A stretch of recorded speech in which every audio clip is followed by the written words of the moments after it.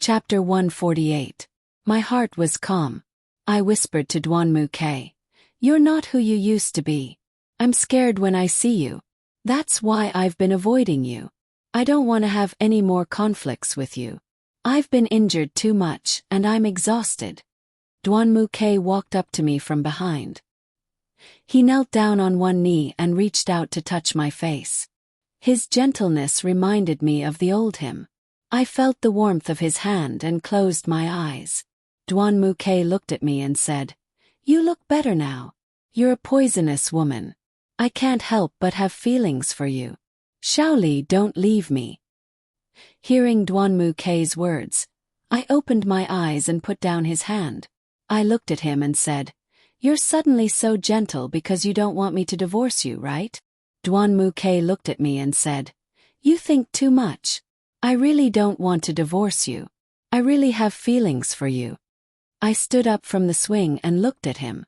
"Forget it. Let's just get a normal divorce. I don't want to have too much to do with you. Sorry. You've hurt me too deeply." I walked past Duanmu. Before I could take 2 steps, Duanmu grabbed my arm from behind. He hugged me tightly and whispered in my ear, "Cold Glaze, you can't run away. Think about it. Han Hao has promised me that as long as he doesn't hurt you, he will listen to me.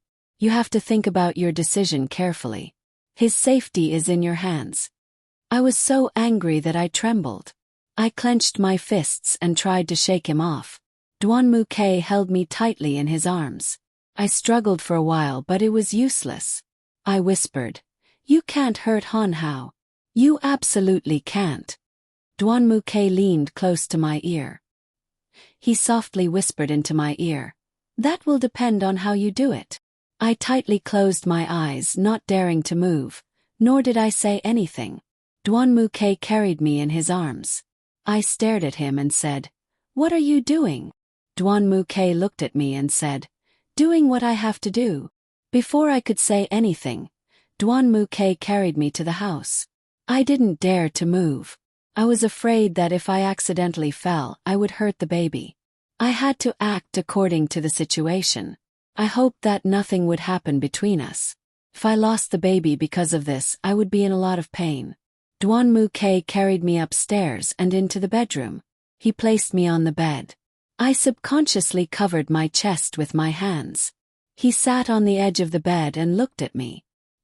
He gently stroked my hair. His eyes filled with love. Before I could react, Duanmu had already taken off his shirt. His bare upper body slowly approached me. I covered my chest with all my strength. I turned my face to the side and closed my eyes. I felt that Duanmu was taking off his shirt. I thought about it and guessed that he was taking off his pants. I didn't want to look. I just wanted Duanmu to not touch me. Couldn't. Just as my thoughts were running wild, Duanmu pressed on top of me. He grabbed my chin and said, "Look at me." My eyes were still closed. Duanmu shouted at me, "Look at me." I opened my eyes in shock. I saw that he had taken off all his clothes and was pressing on top of me. It was obvious that he was going to do something. I was still covering my chest tightly. Just then, Duanmu looked at me and sneered. He quickly took off all my clothes. I could only try my best to resist. His hands wandered all over my body. My tears flowed down again. I felt really uncomfortable but I didn't know what to do. I was so scared. I pushed Duanmu away and shouted, "Don't touch me. Let me go. Beg you. Don't touch me. Let me go. I beg you." Duanmu looked at me and sneered. He touched my body gently and said, "What are you afraid of? Why are you so resistant? Do you have no feelings for me? Or do you not want me to touch you? Or do you only want Han Hao to touch you?" I cried even harder. I couldn't tell him that I was pregnant. I could only beg him over and over again. I begged him not to touch me. I didn't know what to do. Gradually, my cries became softer and softer. Perhaps I had cried for too long, and I had no strength left. My consciousness became more and more blurry. In the end, I couldn't remember anything. I only remembered that when I was in a daze, someone kissed my forehead gently. That kiss made me feel very happy. When I woke up again, it was already night time. I was lying on the bed, covered with a blanket. I touched myself and found that I wasn't wearing any clothes. I sighed and accidentally touched a hand. I was so scared that I retracted my hand. I turned my head and saw Duanmu-K's sleeping face. It turned out that he had fallen asleep with me in his arms. I tried hard to remember what had happened before I lost consciousness, but I couldn't remember if he had done it with me. I wanted to confirm it, but I accidentally touched Duanmu-K's butt. My face turned red and I retracted my hand. I was afraid that I would wake him up, so I could only lie in his arms without moving. I couldn't tell if we had done it or not. Perhaps it was because of my movements. Duanmu-K woke up. I didn't dare to pretend to be asleep. As soon as he moved his hand away from me, I took the opportunity to move to the side of the bed. Unexpectedly, Duanmu-K hugged me again. He looked at me and said, "You're awake. Why are you moving away? Are you afraid that I'll eat you?" I didn't say anything. I just turned my back to him and tried to break free from his arms. Duanmu-K pressed my shoulder and turned me over. I was facing him. Thinking that I wasn't wearing any clothes, I covered my chest with my hands. I didn't dare to look at him. I lowered my head and closed my eyes tightly. Duanmu-K cupped my face. He looked at me with his eyes closed and smiled. "You don't even want to look at me." I didn't say anything and kept my eyes closed. Duanmu-K leaned over and kissed me gently on the forehead. He held me in his arms and said softly, "I know what you're worried about. Don't worry. You lost consciousness just now, but I didn't do anything to you. Although I'm curious why you're so resistant to me, I don't want to force you to do something you don't want to do. Sometimes I can't help but want you, but I still try to control myself." Hearing him say that, I could only reply, "Thank you. Thank you for your understanding." Chapter 149. Duanmu-K and I had a peaceful night. We lay on the bed and talked for a long time. He told me a lot of things about himself, things that I had never understood before. Suddenly, I felt that Duanmu-K was very talkative and wasn't as cold as usual. He hugged me in his arms the whole night. I felt his warmth, and my fear was gone. Instead, I felt very calm. From time to time, I would think how good it would be if Duanmu-K could always be like this. The two of us talked until late at night.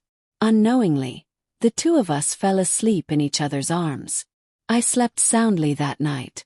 Although I wasn't wearing anything, Duanmu-K was like a teacher. He didn't do anything to me. He just held me in his arms and patted me gently to coax me to sleep. Just like the beginning, perhaps deep down in my heart, I still loved him. I slept very deeply that night. When I woke up, it was already the next morning. The moment I opened my eyes, Duanmu-K leaned close to me and kissed my forehead gently. I was stunned by his sudden kiss. I stared blankly in his arms. Duanmu-K caressed my face gently and kissed it again. Then, he got up from the bed and left the bedroom wearing only a bathrobe. I turned around and saw the clothes that had been thrown aside because of what happened yesterday. I shook my head helplessly. I wrapped myself in the blanket and got out of bed. I put on the clothes and looked at the messy bedroom.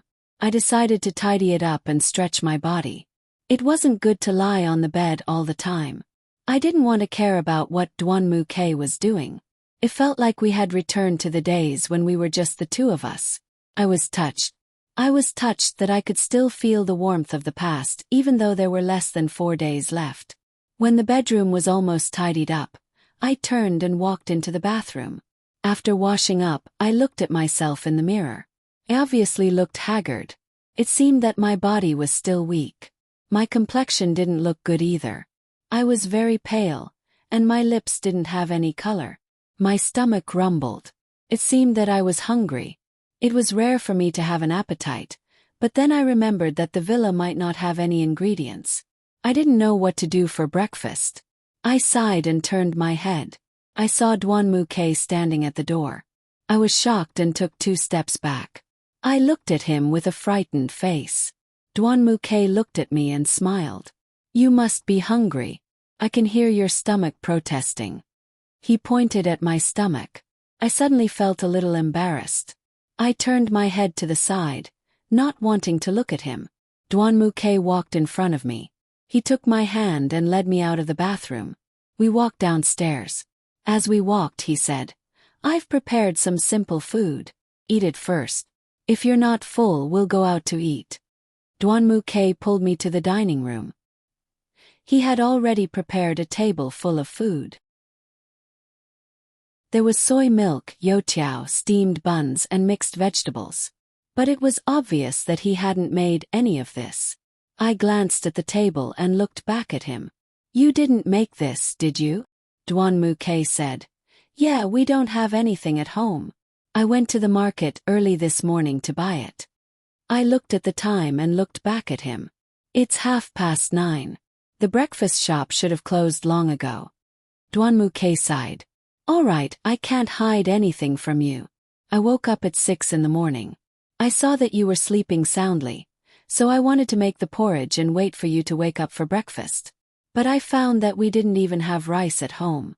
I saw that there was still time, so I drove to the market nearby to buy breakfast for you.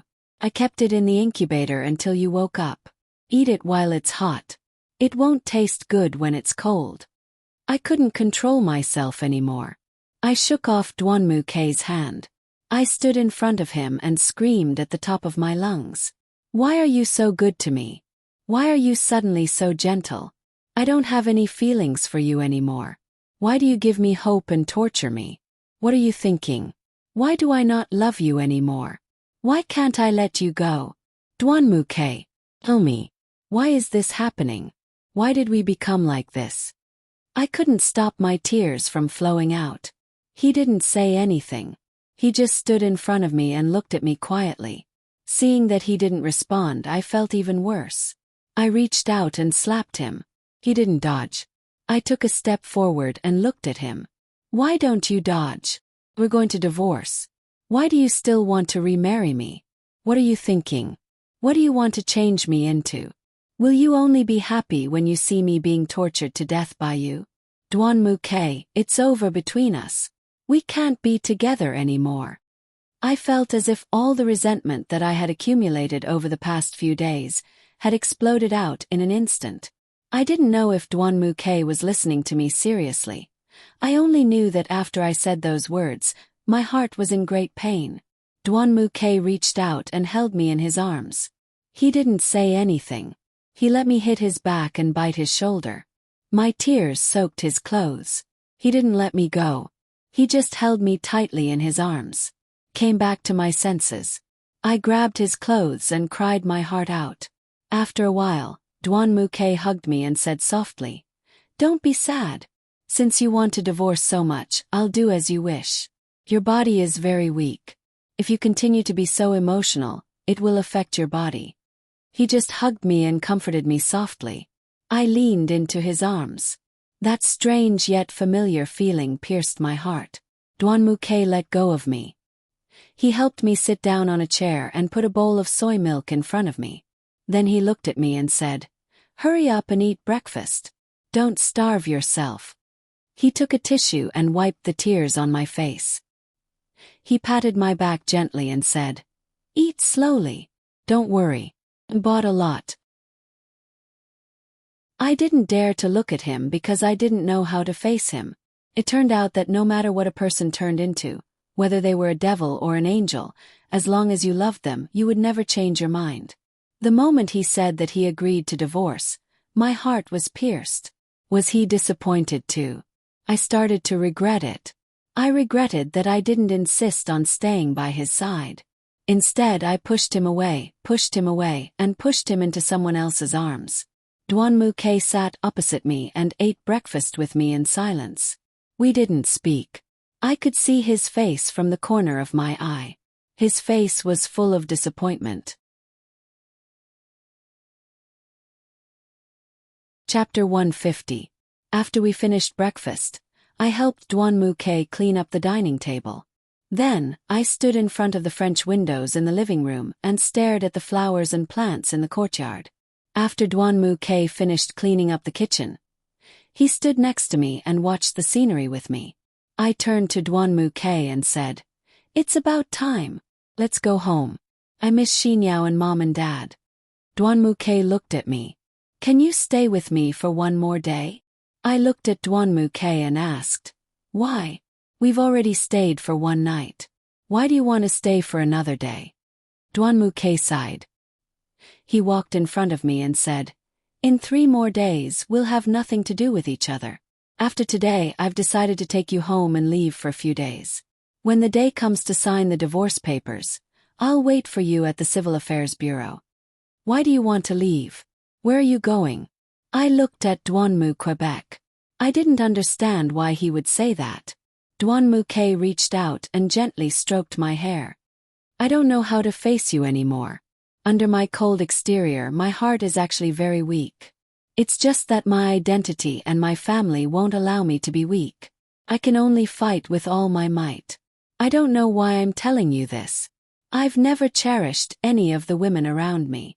When I woke up and met you, I thought you were the same as all the other women before you. You came for my money, my identity, and my family. I didn't know that I would really have feelings for you. I stubbornly insisted on divorcing you. But every time I saw you, every time I saw your eyes, my heart would tremble. Especially when I saw you and Han Hao being so intimate. I was really angry, really angry. I was so angry that I wanted to hold you tightly in my arms. I wanted to completely separate the two of you. Although I said that I wouldn't forgive Han Hao and you. Han Hao was my brother who grew up with me. I had feelings for you, and you and I were husband and wife in name. No matter how much my heart ached, how could I bear to do anything to you? Do you know how many things Han Hao had done for me? Many things threatened his life, but he never refused. He always did a lot of things for me that I couldn't do. To be honest, I owed him a lot, but I didn't know how to repay him. Now I know that Han Hao loves you very much, and you will be happy with him. As for you, even if I force you to be with me, even if I threaten you, you won't feel happy. I owe him, and I also want you to be happy. Now there's a way to get the best of both worlds, and that is for me to withdraw. This is for the best of both worlds, isn't it?" Duan Muke looked at me. His eyes were filled with sorrow. That expression made my heart ache as if it was bleeding. Duan Muke looked at me and reached out to hug me tightly. He gently stroked my hair and said, "So, can you stay with me for another day?" I didn't know how to refuse. I leaned into Duan Muke's embrace. This feeling was indescribable. I thought about it and nodded gently. Duan Muke stroked my hair and kissed my forehead gently. He held my face and said softly, "I have a present for you. Come with me." Duan Muke took my hand and led me out of the living room. We went to the sunroom in the corner of the courtyard. He said, "Wait for me." Duan Muke walked into the sunroom and took out a huge box. He handed it to me. He looked at me and said, "Open it and take a look. You will definitely like it." I watched as he reached out to open the lid of the box. The moment I opened the box, I was stunned. Inside the box was a white kitten with a pink bow. When I opened the box, it lifted its head and meowed gently at me. My heart melted.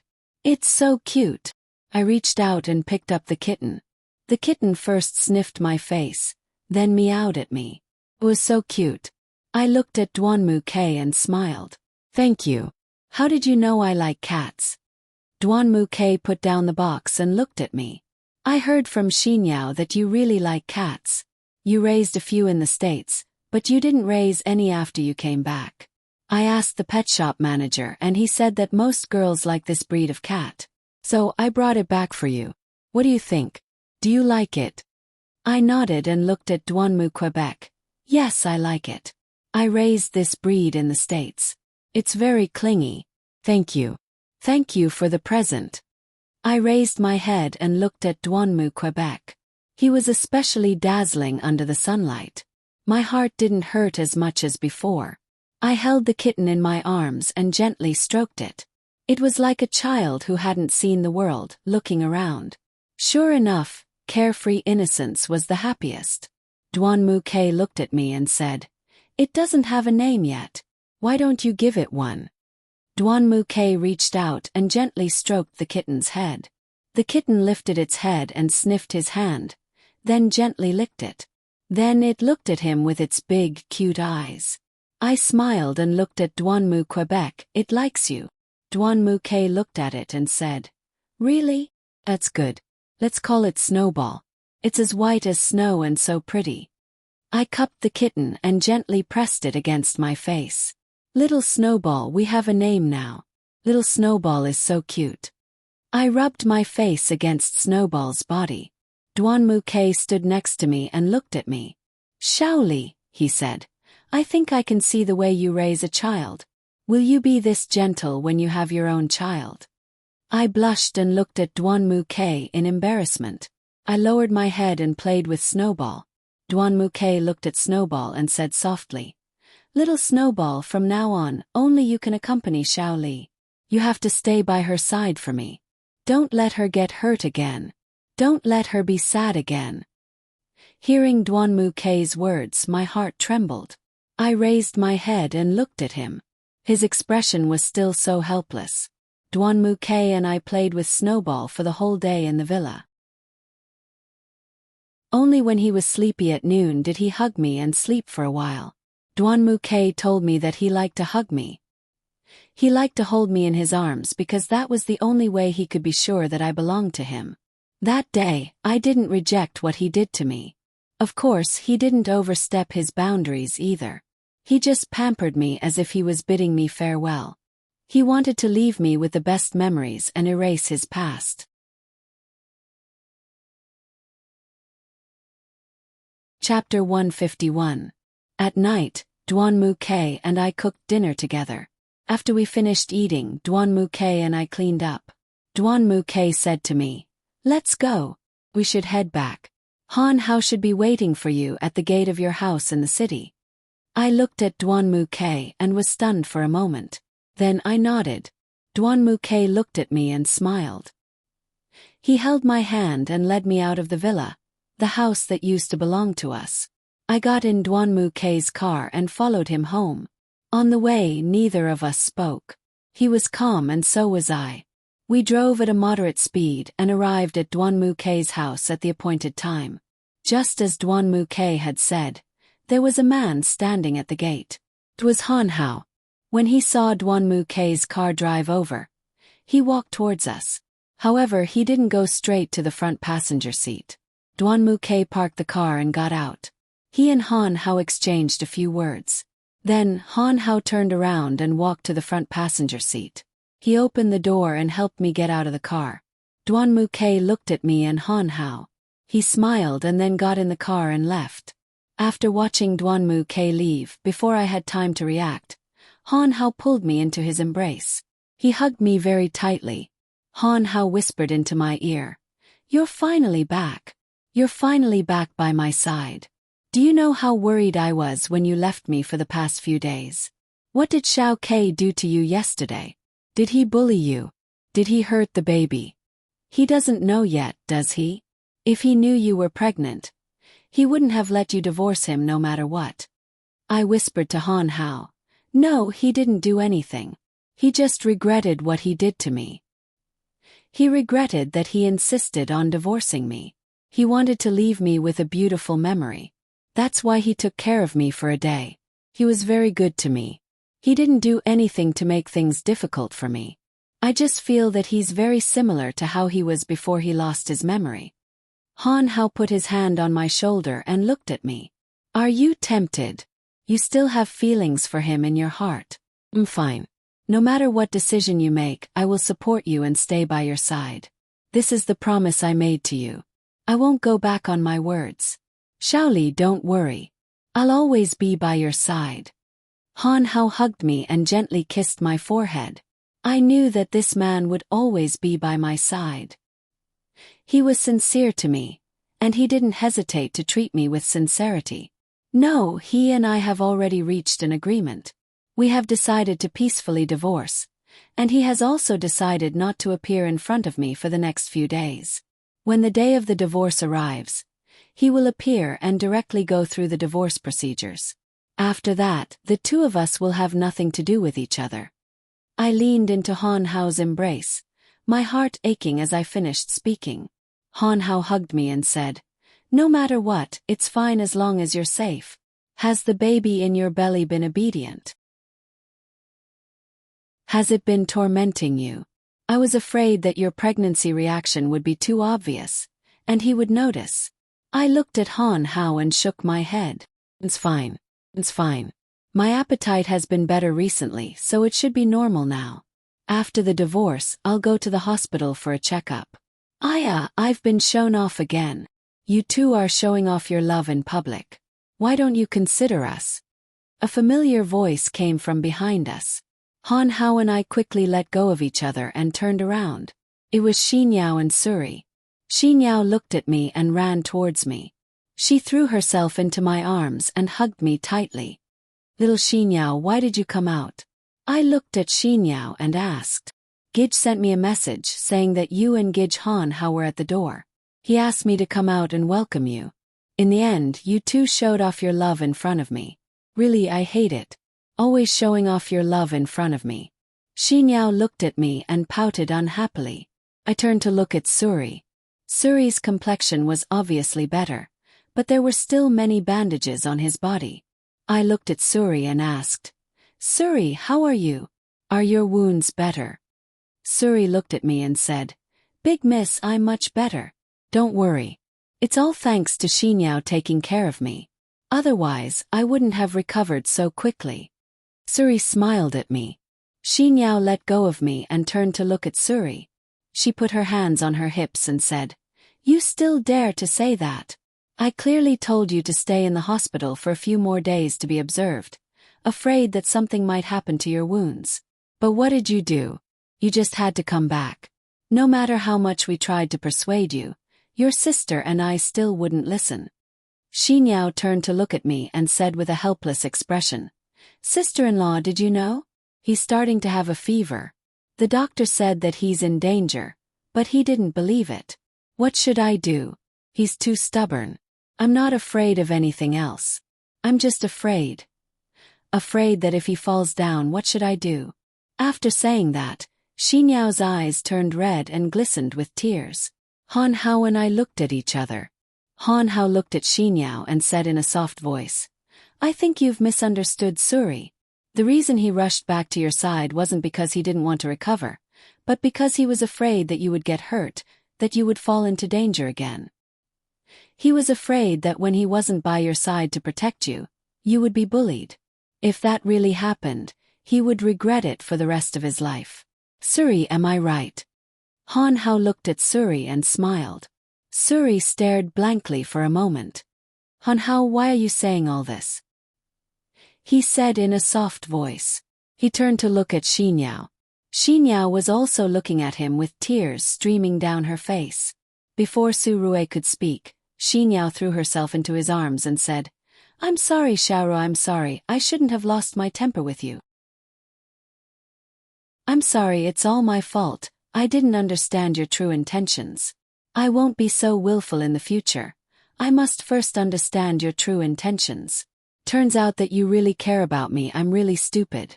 I was so stupid." Xinyao leaned into Suri's arms. Suri held Xinyao tightly. It seemed this young couple was very happy together. Han Hao and I looked at the two of them. I smiled and said, "See? Now it's your turn to show off your love in front of us. This is so sweet that my teeth are about to fall out." The two of them let go of each other, embarrassed. Xinyao looked at me and said, I hate you. I love my sister-in-law the most. Xiaorui and Gij have to take a back seat. I don't care. I love my sister-in-law the most." After saying that, Xinyao rushed to my side and hugged my arm tightly. She leaned on my shoulder. Looking at Xinyao's cute appearance, all of us couldn't help but laugh at the same time. Chapter 152. We stood at the door and chatted for a while. Then Han Hao said, Come on, let's go inside. Uncle and Auntie are probably waiting for us. I nodded, and the four of us entered the courtyard. As soon as we entered the house, we saw Duanmu Tachio and Xiao Fengya waiting for us in the living room. When they saw me, they stood up and walked over to me. Xiao Fengya held my hand and looked at me worriedly. Xiaoli, are you okay? Are you feeling unwell? Yao Yao told me that took you to the villa, and your father and I were worried sick. He didn't do anything to you, did he? Did he hurt you? As Xiao Fengya spoke, she pulled my arm and looked around. She was worried that I might be injured. Holding Xiao Fengya's hand, I shook my head and smiled. Mom, I'm fine. I'm fine. Xiao Ke didn't make things difficult for me, and he promised that he wouldn't torture me anymore. He won't be back for the next 2 days, and he told me that he would only come back on the day of the divorce. Mom, Dad, I'm sorry and please forgive me. I can't be with Xiao Ke anymore. Although I still have him in my heart, he's not the same person anymore. I'm really sorry, but please don't worry. Our Lang clan and the Duanmu clan still have business dealings, and it has nothing to do with this. Don't worry, I've already talked with my father. In front of businessmen, it was always about mutual benefits. They didn't have feelings, only money. Duanmu Tachio looked at me and smiled. It's okay, it's okay. It's just that you've suffered. I knew very well that although he said so, he was still very happy in his heart. After all, the Black Nightmare Society had been in contact with the Lung family for such a long time, and the income of the Black Nightmare Society had indeed increased quite a bit. I could see Duanmu Lixiong beaming with joy every day, so I couldn't care less. He could do whatever he liked. I turned to Xiao Fengya and said, Mom, I might have to disturb everyone for 2 more days. I want to stay with Xinyao and chat with her. Let Suri stay with me in the guest room. As for Han Hao, I looked at Han Hao. Han Hao immediately understood what I meant. He looked at Xiao Fengya and Duanmu Tachio and said, Uncle, Auntie, please arrange a guest room for me too. I want to chat with Suri about the game. I've already discussed it with my father. Obviously, Han Hao was very worried about me staying at Duanmu's house. He looked at Duanmu Tachio and Xiao Fengya, waiting for their response. Xiao Fengya looked at Duanmu Tachio. Duanmu Tachio nodded. Xiao Fengya turned to Han Hao and said, Okay, Hao-er. I'll ask the nanny to arrange a room for you. You guys should go upstairs and rest early. I'll prepare dinner later. Xiao Fengya gently patted my hand. Xinyao pulled me upstairs. Han Hao and Suri followed behind me. I was still worried about Duanmu, Quebec. I gave him a call, but it didn't go through. Xinyao could see my worry.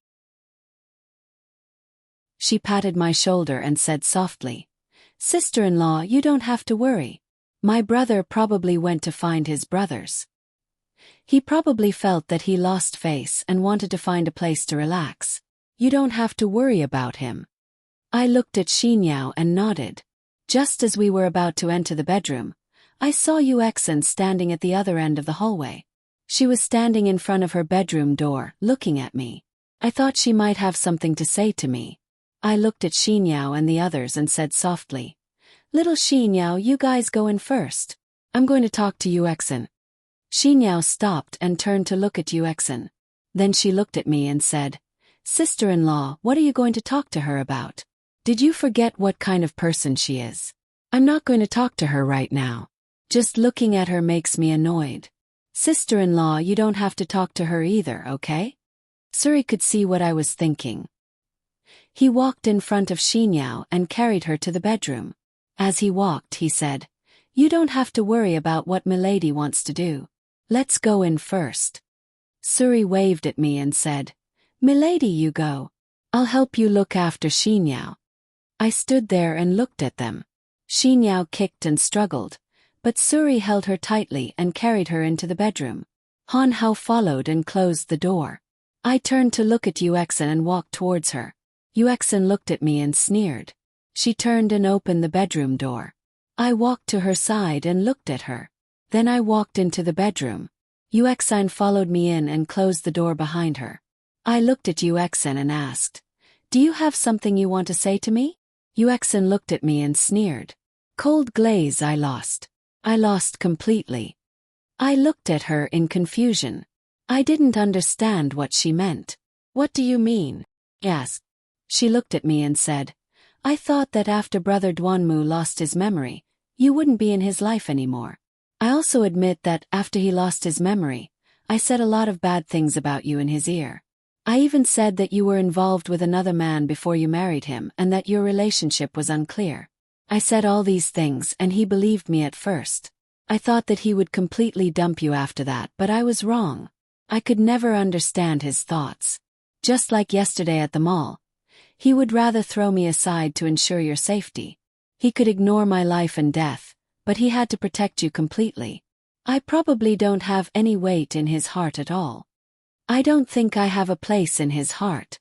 So I lost. I lost completely. I don't want to fight with you anymore. You don't have to divorce him. I will explain things to Duanmu Gij for you. Yuexin looked at me, her eyes filled with disappointment. I sighed and looked at her. You don't have to be like this. Don't you love him very much? You can fight for him now. He is a good man. I didn't know why I had to speak up for him. Yuexin shook her head. She looked at me and said, he is a good man and I love him very much. But you know what? Even if I got him drunk and stood naked in front of him, he wouldn't even look at me, let alone touch me. I thought I would have sex with him when he was drunk, but I was completely wrong. That day, I just helped him into my bedroom, and then he fell asleep on the bed.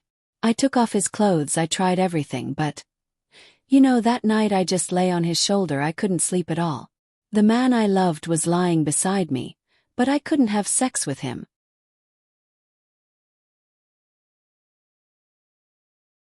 Chapter 153. I looked at Yuexin. Obviously, she was very disappointed that nothing had happened between her and Duanmu Quebec. I sneered and looked at her saying, you'll have a chance in the future. I'm going to divorce him in 2 days. At that time you'll be able to get close to him. That way you'll be closer to your ultimate goal. Yuexin sighed and said, forget it, he doesn't have me in his heart. That day when I saw him pull you away, I knew that he had you in his heart. I tried my best but nothing changed.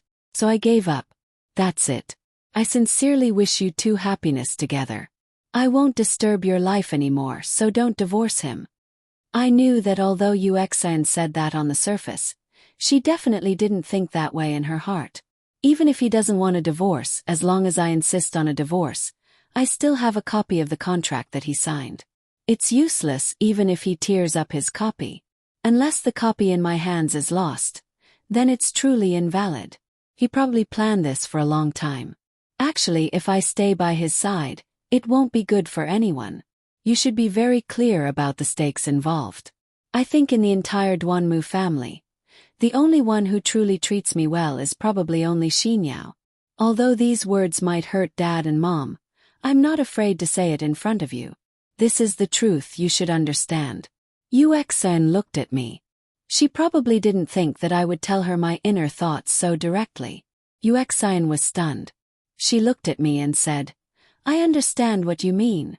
But whether you divorce or not is your business. I've already completely given up on Duanmu Gij. Although my heart hurts, my intuition tells me that I'll never get him again.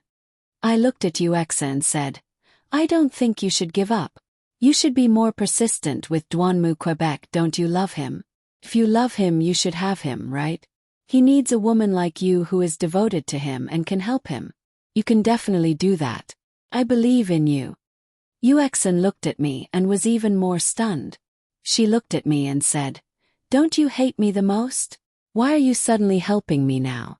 I'm not used to you being like this. I let go of Yuexin's hand and said with a smile, I wish you two happiness.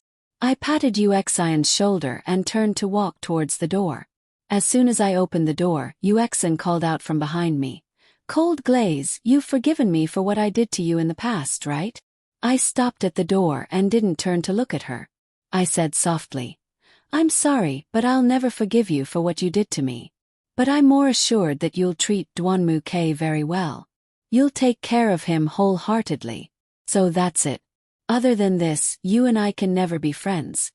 I walked out of Uxion's bedroom and closed the door behind me. I let out a sigh, and my agitated mood gradually calmed down. I walked towards Xin Yao's room. I didn't know how I got there. I knocked on Xin Yao's door. As soon as Xin Yao opened the door, I walked in and directly lay down on the bed. I hugged the pillow and couldn't help but cry. My actions scared everyone. No one knew what happened to me. Han Hao understood me. He didn't say anything and gently found a blanket to cover me. Then, he sat down beside me and gently stroked my hair. Xin Yao pushed Han Hao and softly asked, Han Hao, Gij, what happened to sister-in-law? Why did she cry when she came back? Did you Xin bully her? Well, I'm going to find her. Suri pulled Xin Yao back and said, Girl, don't get too excited. Milady wouldn't cry because of this. She must be feeling wronged. Don't think too much about it. Milady will tell us if she wants to talk about it. Han Hao turned to Xin Yao and Suri and said, Little Xin Yao and Suri, you two go out for a walk. I'll stay with her for a while. When she's a bit better, I'll call you back. Han Hao gave Suri a look, and Suri immediately understood. He pulled Xin Yao out of the bedroom and probably went for a walk in the garden downstairs. After Xin Yao and Suri left, Han Hao looked at me lying on the bed and sighed softly. Little Snowball seemed to have felt something wrong with me. He walked around me and sniffed me from time to time. It seemed like he was worried about me. Han Hao reached out to hold my shoulder and said, Shaoli, they're all gone. What happened? When we got out of the car, I felt that you weren't in a good mood. What happened? Can you tell me and let me share the burden with you? I shook my head and didn't say anything. Little Snowball climbed onto my body and lay down. He looked at Han Hao and meowed twice. It seemed like Little Snowball didn't want Han Hao to ask me any more questions. Han Hao picked up Little Snowball and held him in his arms. He looked at him and said, Little Snowball, you don't want me to ask Shaoli any more questions, right? Even if Shaoli doesn't say anything, I know why she's so sad. She must have given up the man she loves to the woman she hates the most. She can't bear to part with him, but she has nowhere to vent. She can only bury all the pain deep in her heart. But Little Snowball, do you know? I really want to walk into Shaoli's heart because I love her too. Just like how she loves Xiao Kei. It's a deep love from the bottom of her heart. I didn't know why, but when I heard Han Hao say those words, I felt very sad. He was right. I loved Duanmu Kei a lot, and I did feel bad about giving Duanmu Kei to Uxin. But when those words came out of Han Hao's mouth, it was like rubbing salt on my wound. It hurt so much that it tore my heart apart. I struggled to get up from the bed and sat in front of Han Hao. He was holding Little Snowball and looking at me with a gentle gaze. Han Hao was holding Little Snowball and looking at me with a smile. My heart melted in an instant. I threw myself into Han Hao's arms and hugged him tightly. I heard Little Snowball meow. Han Hao said softly, Be careful, don't crush Little Snowball. I let go of Han Hao and wiped the tears from the corner of my eyes. Han Hao put Little Snowball on the bed and reached out to gently wipe the tears from my face.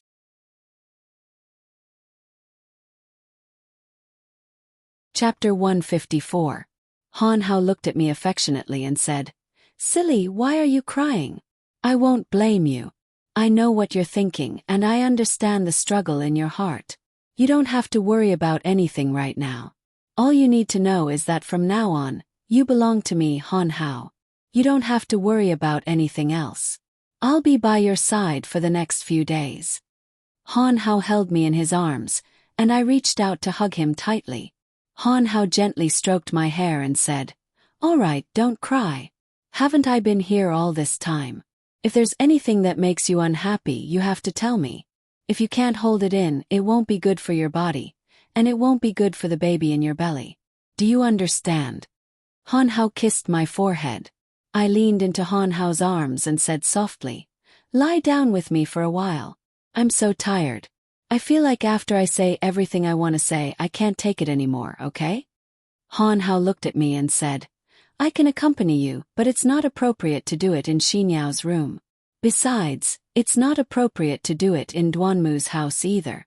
Although you and Xiao Ke have already agreed to divorce, isn't it still not appropriate to do it? I sighed and said, all right. I was still lying in Han Hao's arms. It really wasn't appropriate. After all, this place didn't just belong to the two of us. I let go of his arms and lay down on the bed. I turned around and picked up Snowball. I held him in my arms and played with him. My mind was full of what Duanmu Ke had said to me. Han Hao sat next to me. He gently tucked me in and sat down next to me. I didn't say anything to him. I didn't know how to tell him, so I chose to remain silent. Silence was the best way for me to escape from this situation. For the next 2 days, it was very peaceful at Duanmu's house. Everyone treated me very well. Even Yu Xian's attitude towards me was completely different from before. I used my weak body as an excuse and didn't eat with everyone. It was always Xinyao or Suri who served me. A few days ago, I ate the food that Duanmu Ke had cooked for me. I had a good appetite, but I didn't know why I suddenly couldn't eat anything. After tonight, it would be the day of the divorce. I hadn't seen Duanmu Ke at the Duanmu's house for a few days. It seemed that he had really disappeared. He was really going to appear in front of me tomorrow. My heart gradually calmed down. I just wanted to spend the night peacefully and complete the big thing that I had to do tomorrow. After dinner at night, I rejected everyone's request and took a walk in the empty garden alone. Under the starry sky, I walked on the path in the garden and unknowingly walked to the rose garden that used to be. It was still as bare as before. Other than the rattan chair that was still there, everything else was gone. I touched the rattan chair gently and felt its coldness. Maybe it couldn't bear to part with me. After all, it was something that had witnessed the love between Duanmu Ke and me. Carried a lot of my memories.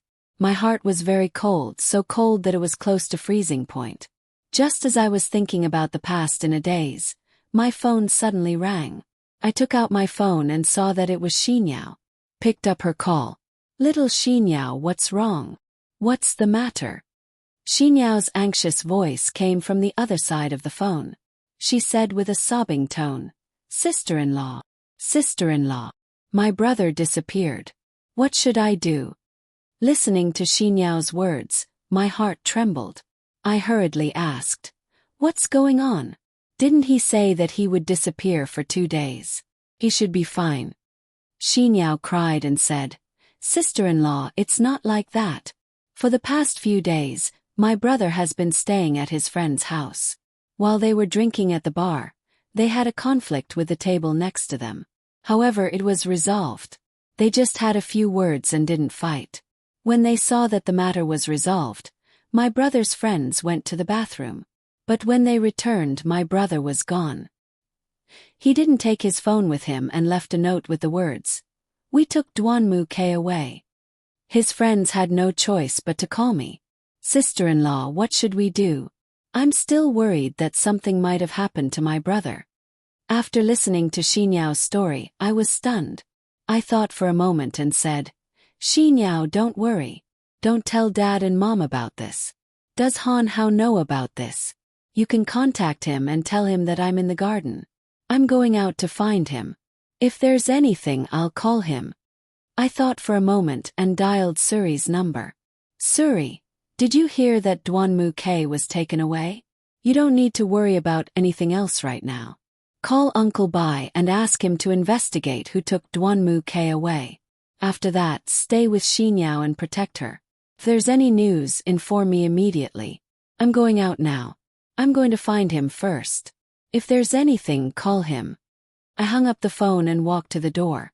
My car was parked in a parking space near the entrance. I quickly drove to the bar that Xinyao had described to me. As soon as I arrived at the bar, I pushed the door open and entered. A waiter greeted me warmly. Hello, Mississippi. How may I help you? I glanced at him and took out a bill from my bag and stuffed it into his hand. I'm not going to beat around the bush with you. Don't beat around the bush with me. Who took Duanmu K away? The waiter took the bill and looked at me. Miss Leng, you're a smart person. Young Master K drank a bit too much. He and a few of his buddies had a conflict with the table next door. Later, when they saw that young Master K was alone, they asked him to go out and have a duel. Young Master K was the one who paid the bill for the table next door.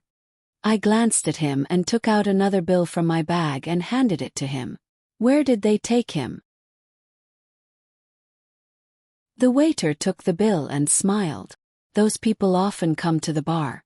We know them more or less. They're some of the hooligans in the neighborhood. Maybe they couldn't stand young Master K's arrogance. Don't talk nonsense. Where did they take Duanmu K? I glared at him. He was so scared that he trembled and took a step back. The waiter said quietly, "They took them to the basketball court 2 streets away. That's their base." I glared at him and turned to leave the bar. As soon as I left the bar, I received a call from Suri. Suri said, "Miss, we've already investigated. They're just some hooligans. They don't have any background and they're not our people. How do you want to deal with this?" "I'm on my way there. Arrange for a few people to come over. Can't move right now." I hung up the phone with complicated feelings.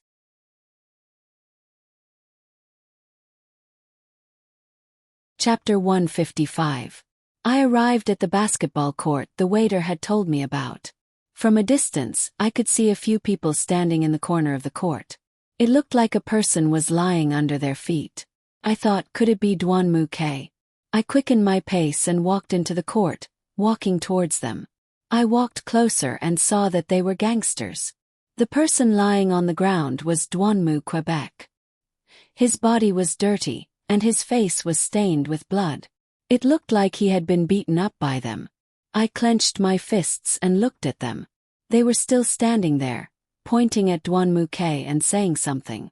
I calmed myself down and clenched my fists. I looked at them and said loudly, "Hey, move out of the way." My voice was very loud, and they all turned to look at me. One of them walked up to me and looked at me from head to toe. Then he looked at me and said, "Hey, who are you? What's up? Take the initiative to throw yourself into our arms." Then he reached out his hand to touch my face. I flung his hand away and took out a wad of money from my bag. I looked at him and said, "Take the money and let him go." The man smiled at me and took the money. He turned to look at his brothers behind him and said, "See? He knows what he's doing. Divide the money among the brothers." He threw the money to one of the men behind him and distributed the money I gave him to the other brothers. I looked at the man and said, "Can you let him go now?" The man turned to look at me and sneered. "Wait a minute. The money you gave me is just enough to pay for my brothers and me. As for the ransom..." He smiled at me and said, "It's still far from enough." I understood that they were obviously asking for money. I thought for a moment. I didn't have any cash on me. The banks were closed at this time, and the ATM machines were limited. I looked at him and said, "How about this? Give me a number and an account number. I'll call you tomorrow. Is that okay? Is that okay?" The man said, "Young lady, I thought you understood this. After all this time you still don't understand. Do you think I'll believe that you'll give me money? Don't be ridiculous." He sneered. I looked at him and asked, "Do you know who you kidnapped?" He smiled and said, "Who is it? We don't care who it is as long as we can get the money. It's all the same to us." "I really don't have that much cash on me," I said. "I'll give it to you tomorrow, but you won't agree." I wondered why Suri hadn't arrived yet. I'd sent him the coordinates, so he should be here soon. I couldn't do anything in my current body, so I could only stall for time. The man took another step forward. In a low voice he said, "Why don't you spend the night with me, as an advance payment? What do you think?" "Chick." The man reached for me again. I took a step back, and the man walked towards me again. Just when I didn't know what was wrong, I heard a voice. "Don't touch her." A heavy fist landed on the face of the man who was approaching me. I was stunned. When I came back to my senses, I saw that it was Duan who had saved me. He grabbed the man tightly and started to tear him apart. The surrounding people were stunned at first. Then they grabbed Duan and started to punch and kick him again. Duan face was red with anger. His face was red with anger. I screamed, "Don't fight anymore. I'll call the police if you continue." However, none of them paid attention to me. Looking at Duan pained expression, my heart ached. I didn't know what to do. Just when I was panicking, I heard footsteps behind me. I turned around and saw Suri leading a group of people into the basketball court. Suri ran to my side and patted my shoulder. "I'm going to save Duan Quebec. You take him away quickly." Suri jumped from my side and kicked a person. Then a scuffle ensued. Suri brought Duan out of the crowd. He brought Duan in front of me and said, "Young lady, you should leave quickly." Then, he handed Duan to me and turned around to join the scuffle. I supported Duan Quebec. He was already very weak. I looked around and saw that everyone was fighting. I thought for a moment and decided that it was best to take Duan to a safe place first. Of course, we couldn't go back to Duanmu's house yet. If Duanmu Tachio and Xiao Fengya found out, they would definitely be worried. We couldn't go back to my house either. Things would get out of hand. I thought for a moment and decided to find a good hotel nearby to rest for the night. I took him to a hotel and arranged a room. I brought Duan into the room. I saw that his body was dirty and covered with wounds. I had no other choice but to treat his wounds. I took off his clothes and called the waiter to arrange a cleaning. I also asked for a set of medical alcohol cotton balls to clean his wounds.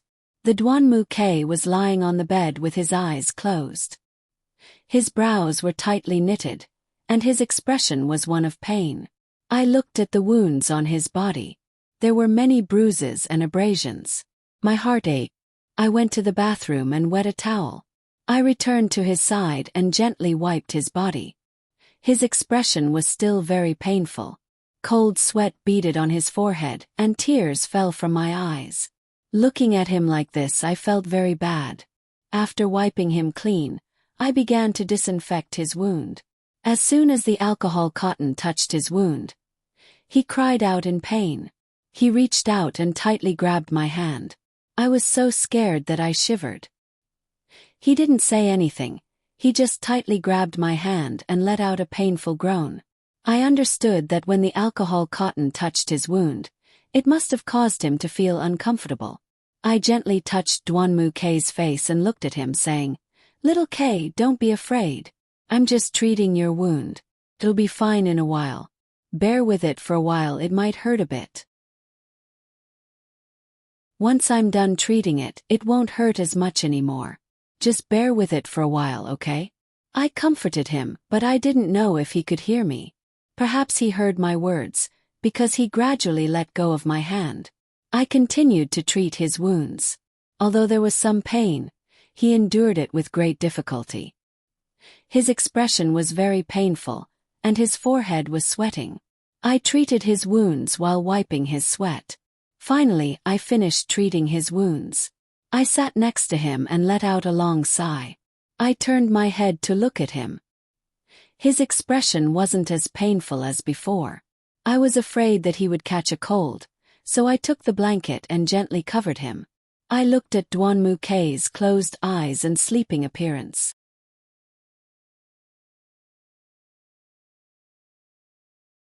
Chapter 156. It was hard to imagine that we would be divorced the next day. I used to love him so much, but now we were facing the moment of separation. I didn't feel good about it. I didn't know how long I had slept, but I suddenly felt someone touching my head. This feeling grew stronger and stronger, and it didn't feel like a dream. I immediately woke up. I raised my head and saw Duan K looking at me with his eyes wide open. His hand stopped in midair. It turned out he was touching my hair. I sighed and patted my chest lightly. "You scared me to death. I thought it was those people who rushed in." Duan K lay on the bed and looked at me. His expression was gentle. I came back to my senses and looked at him. Are you thirsty? Forgot. Let me get you some water. I picked up the glass and poured Dwanmu-K a glass of water. Then I helped him up. He held the glass and drank it in a few gulps. Seemed he was really thirsty. I looked at him and asked, "Do you want another glass?" Dwanmu-K looked at me and shook his head. I put the glass aside and placed a pillow behind his back. Dwanmu-K looked at me and asked, "How long did I sleep?" I looked at him and said, "You didn't sleep for long. Does your wound still hurt? There aren't many things here, and I didn't dare to take you to the hospital. If someone took advantage of the situation, I wouldn't be able to protect you." Dwanmu-K looked at me and sneered. "Thank you. And I'm sorry. I've caused you trouble and made you worry." I smiled and shook my head. Just then my phone rang. I took it out and saw that it was Suri. I answered the call. "Suri, how's it going?" "Don't worry, Miss Xiao. Those hooligans aren't our opponents. I didn't hand them over to the police. I directly went to the Red Minghui and interrogated them. They said that it was because of the conflict in the bar that they thought of kidnapping. At first, they just wanted to beat them up and rob them. But since Miss Xiao was there, they wanted to extort more money. They didn't know that they were provoking the Red Minghui's miss and the Kurosawa's young master. When they found out, their legs turned to jelly," said Suri. "It's good that you've dealt with them. Where are they now?" "They're still locked up by the Red Minghui. They're clamoring to turn themselves in at the police station, but Uncle Bai decisively refused. Uncle Bai said that bullying Miss Xiao is going against the Red Minghui, and he absolutely won't hand them over to the police." "Oh right. Uncle Bai asked if we should get rid of them." I thought for a moment and looked at Dwanmu Quebec. Then I said into the phone, "No need. Tell Uncle Bai to let them go after threatening them, but don't let them call the police. Xiao K and I are outside right now. I didn't tell the Dwanmu's family about this, and you don't need to tell my parents. Just let us know." "Oh right. I have something I need to trouble you to tell Xinyao and Han how that I won't be going back home today. Xiao K and I will be staying outside for the night." I looked at Dwanmu-K, my face a little red. "K, I got it." Suri hung up the phone. Beside, it seemed that the matter had been resolved. I didn't need to worry anymore. I looked at Dwanmu-K and smiled at him. "You don't need to worry. Suri has already dealt with those people who had a conflict with you. You should have a good rest tonight. Tomorrow we'll go to the Civil Affairs Bureau to handle the procedures." Dwanmu-K looked at me with a solemn expression. Dwanmu-K looked at me. "Why do you still care about me? It's enough that you let me get beaten up there. Why do you have to save me?" I didn't look at Dwanmu-K and answered softly, "I don't know. When I heard from Xinyao that something had happened to you, I couldn't help but run over to find you. When I saw that you were in danger, I was very worried. Now that I see that you're in good condition, I feel that my mission has been accomplished. No matter what, you have to take care of your body. You still have your family, your brothers, and your friends. You have a lot of responsibilities on your shoulders, so you must live well." Dwanmu-K suddenly pulled me into his embrace. "You'll stay with me tonight, right?" he whispered. I leaned into Dwanmu-K's embrace, but I didn't know how to answer. Dwanmu-K whispered to me, "Today is the last time we'll be together. Promise to stay with me, okay?" I heard Dwanmu-K's heartbeat. It was very fast. I thought for a moment and nodded. I lay in Dwanmu-K's embrace. He leaned against the headboard and hugged me tightly. He gently stroked my hair but didn't say a word. I listened to his heartbeat and asked softly, "Does your wound still hurt?" Dwanmu-K stroked my hair. "It doesn't hurt anymore. It's just that." "Just what?" "It's just that you're wearing clothes, and I don't feel comfortable hugging you. Can you take them off?" Dwanmu-K looked at me as he spoke. My face heated up, and I didn't know what to do. Before I could react, Dwanmu-K had already started taking off my clothes. I didn't even have time to struggle before Dwanmu-K stripped me naked. I subconsciously grabbed the blanket to cover myself. Duanmuke looked at me and smiled. He snatched the blanket from my hands and hugged me again. My heart was beating very fast. I thought for a moment and decided to find a topic to talk about. I had to think of a way to change Duanmuke's mind. What if he wanted to do something to me again?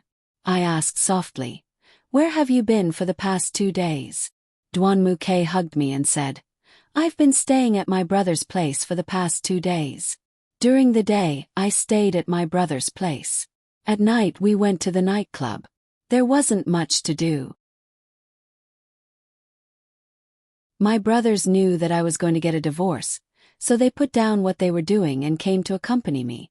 I've been feeling better these past few days, but I didn't expect something like that to happen tonight. I was really surprised. It wasn't an accident, right? You've been holding it in for a long time, and you've been looking for a place to vent it. But you didn't have a place to do so. That thing happened, and all your resentment exploded. That's why you ended up like this. You just didn't think that you would get hurt, and that you, Duanmuke, would be bullied by others. I leaned against his chest. Duanmuke sneered. You're probably right. I don't know how to get rid of it. I've been drinking every day for the past 2 days, but it didn't give me any relief. My heart was still in a mess. Until I saw you, I calmed down. Now, I don't want to think about anything else. I just want to hold you like this forever. Don't be so impulsive in the future. Those people didn't know that you were Duanmuke, so they didn't dare to touch you. Next time when you go out, bring more people with you. Drink less. Don't drink so much, and it's easy to get into trouble after drinking.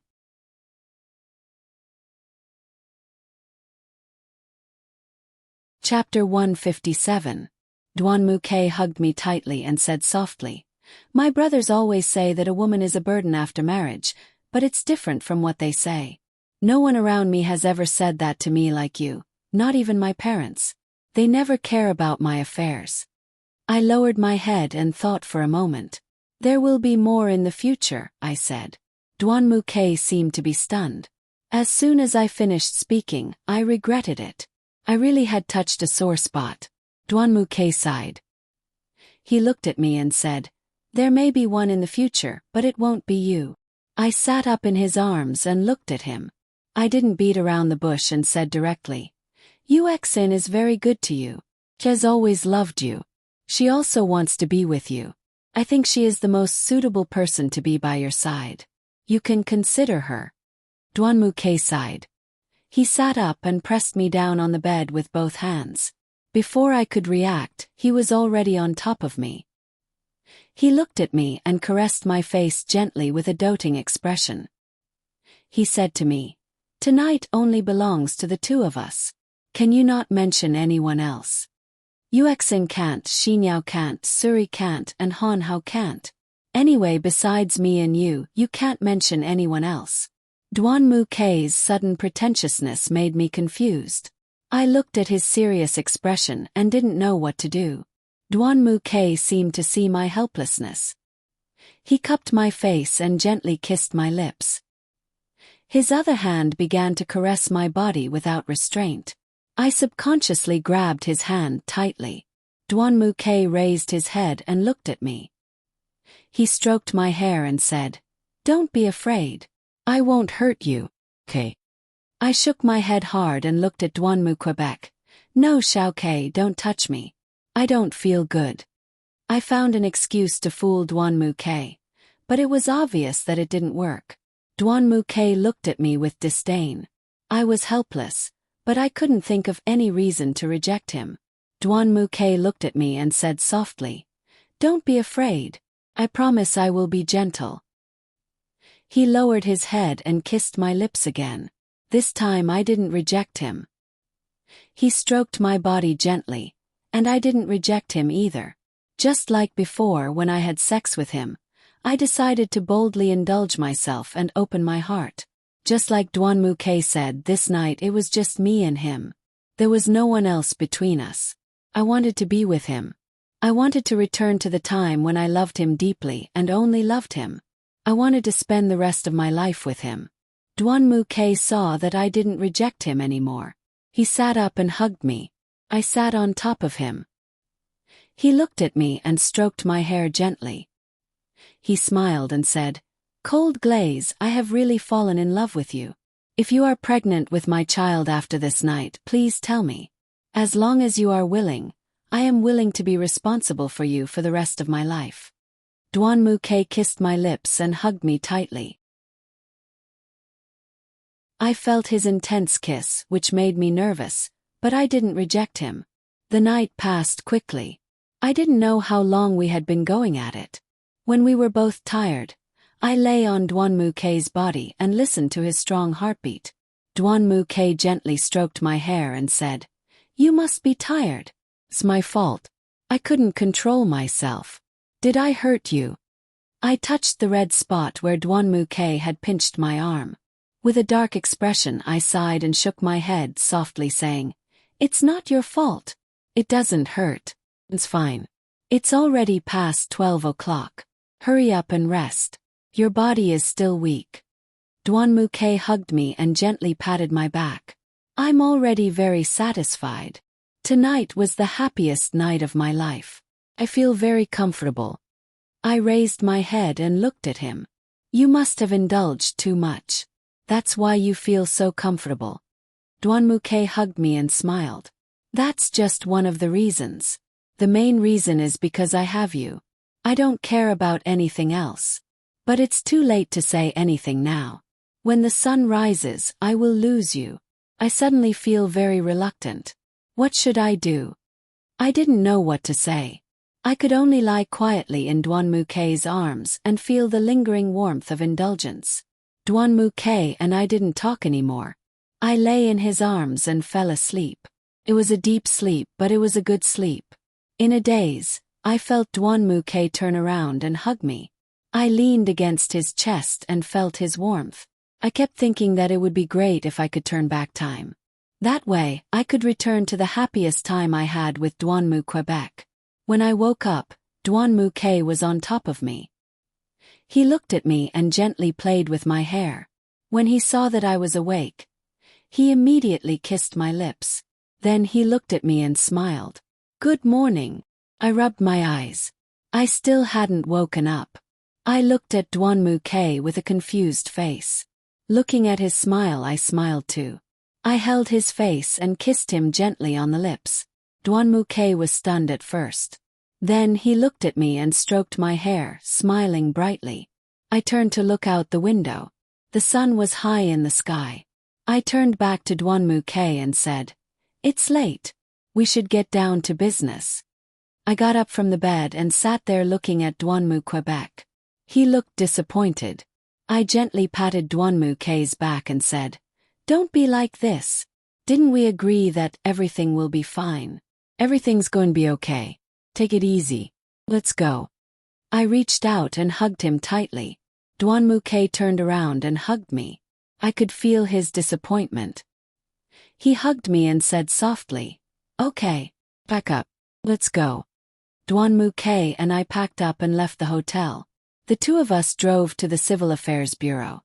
We didn't talk on the way. I knew that he couldn't bear to part with me, and I couldn't bear to part with him either. However, I couldn't get over the hurdle in my heart. I decided to divorce him.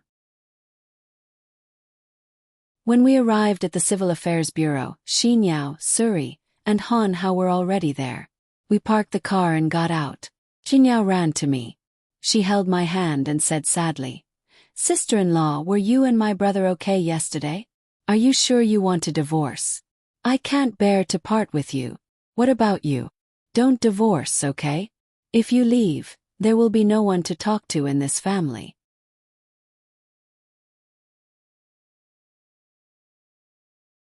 Chapter 158. I looked at Xinyao and smiled. The two of us spent the night outside. Besides your brother's injuries, nothing else happened. "Oh right, Mom and Dad don't know about what happened last night, do they?" Xinyao shook her head. "Mom and Dad don't know. I didn't tell them. My brother is always away, so they're used to it." Xinyao leaned in close to my ear and smirked. "Sister-in-law, did something happen between you and my brother last night?" Blushed. "Naughty girl, what are you talking about? Don't talk nonsense." My eyes swept over to Han Hao. His expression wasn't good. It seemed he already knew about what happened last night. He probably also knew that I didn't go home last night because I was with the Douanmu Quebec.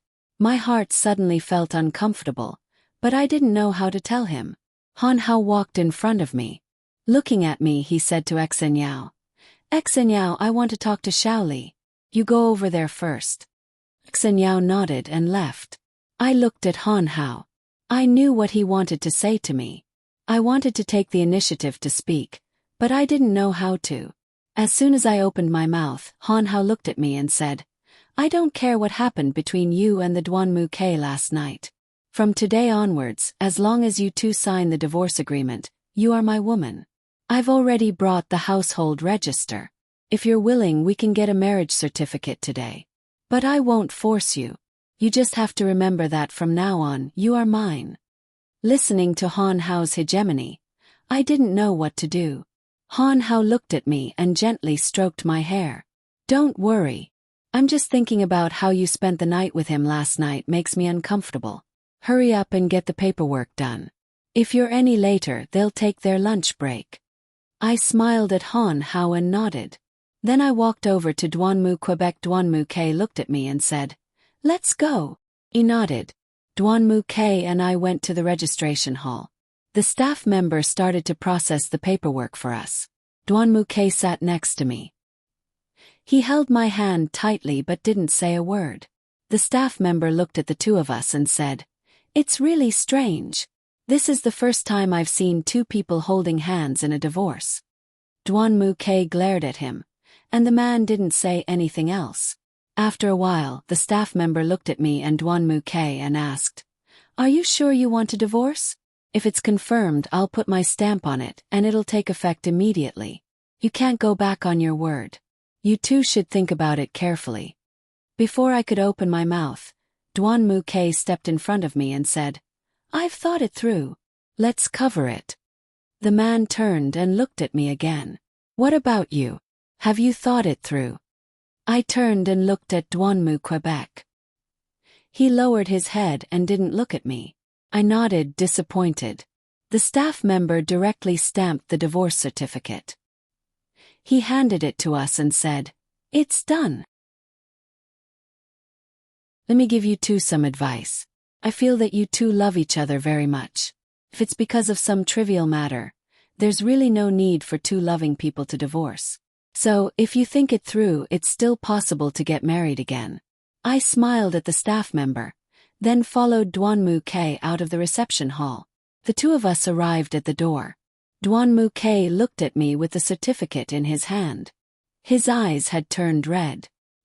He pulled my hand and hugged me tightly in his arms. In a soft voice he said, "Shaoli, you don't belong to me anymore. Although I'm very sad, I've made a big decision. I've decided. From now on, I want to officially pursue you. I want to use my own efforts to pursue you. Although I don't know if I can recover the memories of when we were together, please allow me to use my own abilities to pursue you." After saying that, Douanmu K kissed me gently on the cheek and left. Douanmu K looked at Han Hao and said, "Little Hao, you can pursue little Li. Now that I'm single, I also have the right to pursue little Li. I want to compete fairly with you and I hope you can accept. I'm very confident that I can pursue little Li. Don't worry, I won't use any special methods. If I say fair competition, then fair competition is fair competition. Also, I may have treated you poorly in the past, so I hope you won't lower yourself to my level. I'm sorry." After saying this, Douanmu K patted Han Hao's shoulder and left. I walked to Han Hao's side and looked at him. Han Hao first smiled, then looked at me and said, "Xiao K has changed. In the past, he would never put so much effort into doing something. It seems like you've influenced him greatly." I looked at Douanmu K's figure and said softly, "He really has changed. If his violent nature is his nature, then his gentle nature should be his heart." Looking at his figure, I felt very sad. But after hearing Douanmu K's words, my heart felt very warm. Perhaps this was the life I had been looking forward to. Han Hao looked at me and said, What do you plan to do next? I thought for a moment, then called Xinyao and Suri over. I looked at Suri and asked, "Have you finished packing my luggage from Duanmu's house?" Suri looked at me and said, "Young lady, it's all packed. Before I left I brought it in the car." "What car?" I looked at Suri with a puzzled expression. At this time, Xinyao rushed in front of me. She looked at me and said, "Sister-in-law, don't blame him. I felt that it was inconvenient for him to go out without a vehicle, so I bought him a car. Sister-in-law, you can pack me up and take me with you." Looking at Xinyao's pitiful appearance, I gently stroked her hair and said, "You and Suri should be fine. I'll pay for Suri's car. What do you want as compensation? Sister-in-law will buy it for you. You still have very important things to do. You need to take care of Dad and Mom. Xiaokei's work is too busy. Only a caring daughter like you can take care of them." Xinyao looked at me and nodded helplessly. Han Hao looked at me and said, "What are you going to do next? You haven't told me yet." I reached out and touched my belly. Looking in the direction where Duanmu Kei's figure had disappeared, I softly said, "I'm going to go home and tell Dad and Mom. Then I want to go back to America and give birth to the child." "What? Heavens! Sister-in-law, you're pregnant. When did this happen? Why didn't you tell me? If you told me, we wouldn't have gotten a divorce. Does my brother know about this?" "No, he shouldn't know. If he knew, he wouldn't have agreed to the divorce." Xinyao stared at me in disbelief.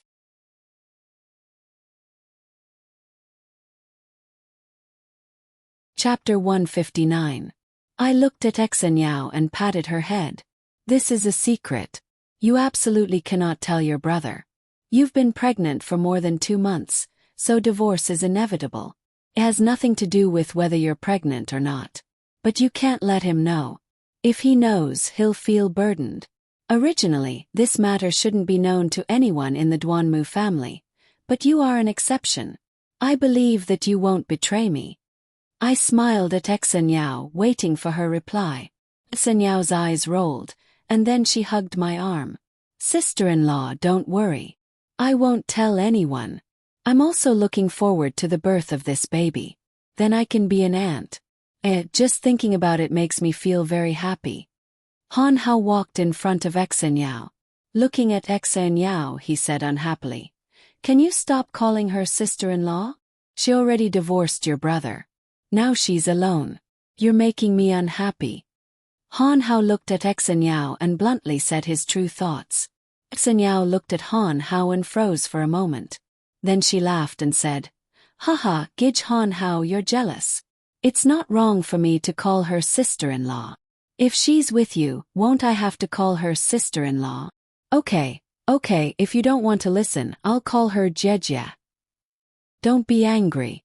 Your angry face is so weird. So funny." After saying that, Xinyao couldn't help but laugh again. Han Hao's face turned red. He looked at Xinyao with a weird expression. I also couldn't help but laugh. Han Hao looked at me and also laughed. He helplessly shook his head. The few of us stood in front of the Civil Affairs Bureau and laughed. After that, Suri and Xinyao left. The two of them said that they were going to pick up Suri's little sister from the hospital. Then they would take Xinyao back to the Duanmu family. Finally, Suri would take his little sister back to my house. Han Hao took me back to my house first. Han Hao drove very slowly. He was focused on driving and didn't look at me. But I knew he had a lot of questions to ask me. I looked at Han Hao's side profile. My heart was in a mess. I wanted to ask him something, but I didn't know what to say. After thinking about it, I looked at Han Hao and said, "Thank you for your hard work. You came all the way here to pick me up. Thank you." Han Hao didn't look at me. He just said coldly, "Next time don't thank me for something like this. It's what I should do. As your soon-to-be boyfriend, it's my duty to escort you home safely. So next time don't thank me for something like this. I'll feel like you're treating me like an outsider." Hearing Han Hao say that, I almost choked. He was also a hegemonist. It seemed I had to pay more attention to what I did in the future. If I didn't treat myself well, He would be very angry and scold me. It was hard to imagine that kind of scene. I lowered my head and said softly, "I know. I won't say it next time."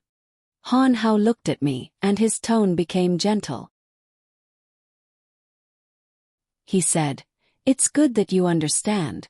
Don't make me feel like there's too much distance between us. I really want to stay by your side and take care of you. I hope you won't resist." I sighed and looked at Han Hao. "I know how you feel about me. I won't make you unhappy. Hee. I smiled at Han Hao. He looked at my silly smile and gently rubbed my head. Then he focused on driving. The two of us drove for a while until we finally arrived at my house. From a distance, I saw a car parked in front of my house. It looked very familiar. Just as I was wondering whose car it was, Han Hao furrowed his brows.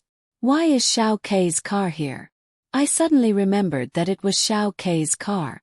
Why was his car parked in front of my house? Puzzled, I got out of the car and walked into my house. As soon as I entered the living room, I saw Duanmu Kei sitting on the sofa. He was talking to my parents about something. I was a little worried, so I quickly walked to his side. I looked at him and asked softly, "Xiao Kei, why are you here?"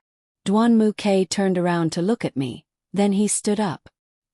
He looked at my parents and said, "Dad, Mom, I know I've already filed for divorce with Xiaoli, but please believe me, I will get her back. I apologize to you for the many things I've done to her in the past that hurt her, but please believe me, as long as Xiaoli is with me, I will definitely give her happiness, I promise you." Promise. Before I could open my mouth, Han Hao walked in from outside. He looked at Duanmu Kei, then at me. Then he looked at my parents and said, "Uncle, Auntie, I've decided to be with Xiaoli. Xiaoli hasn't rejected me. I hope you can allow me to be with Xiaoli. I'll make her happy. I'll always be with her. I'll never let her get hurt." I didn't know why, but Han Hao's last sentence sounded like he was talking to Duanmu Quebec. After Han Hao finished speaking, he looked at Duanmu Quebec. The two of them looked like they were about to start a war. Obviously, my parents were stunned by Duanmu Kei and Han Hao's words. They looked at each other and then looked at me at the same time. It seemed like they were asking me how to solve this situation. My heart was also in a mess. I didn't understand how these two people could appear in my house so coincidentally. They appeared in front of my parents and even said the same thing. Were they trying to drive me or my parents crazy? Seeing that my parents didn't know what to do, the atmosphere became more and more awkward. I thought for a moment and looked at Han Hao. Then I said to Duanmu Kei, "Xiao Kei, you should go back first. There are still a lot of things you need to deal with in Kurosawa. Mom and Dad also need you. You should go back first." Duanmu Kei looked at me. His eyes told me that he didn't want to go. Then I looked at Han Hao and said, "Xiao Hao, thank you for taking me home. You've been busy all morning. The Kurosawa also needs you. You should go back first. I want to stay with my parents for a while and talk. You should all go back first." Han Hao and Duanmu Kei looked at each other. They obviously didn't want to back down, but I didn't know how to persuade them. In the end, it was Han Hao who spoke first. He looked at me and said, "Xiaoli, you should rest first." He took out a bag from behind his back. Seemed to be filled with snacks. He handed the bag to me and said, "These are all your favorite snacks. Eat them when you're bored.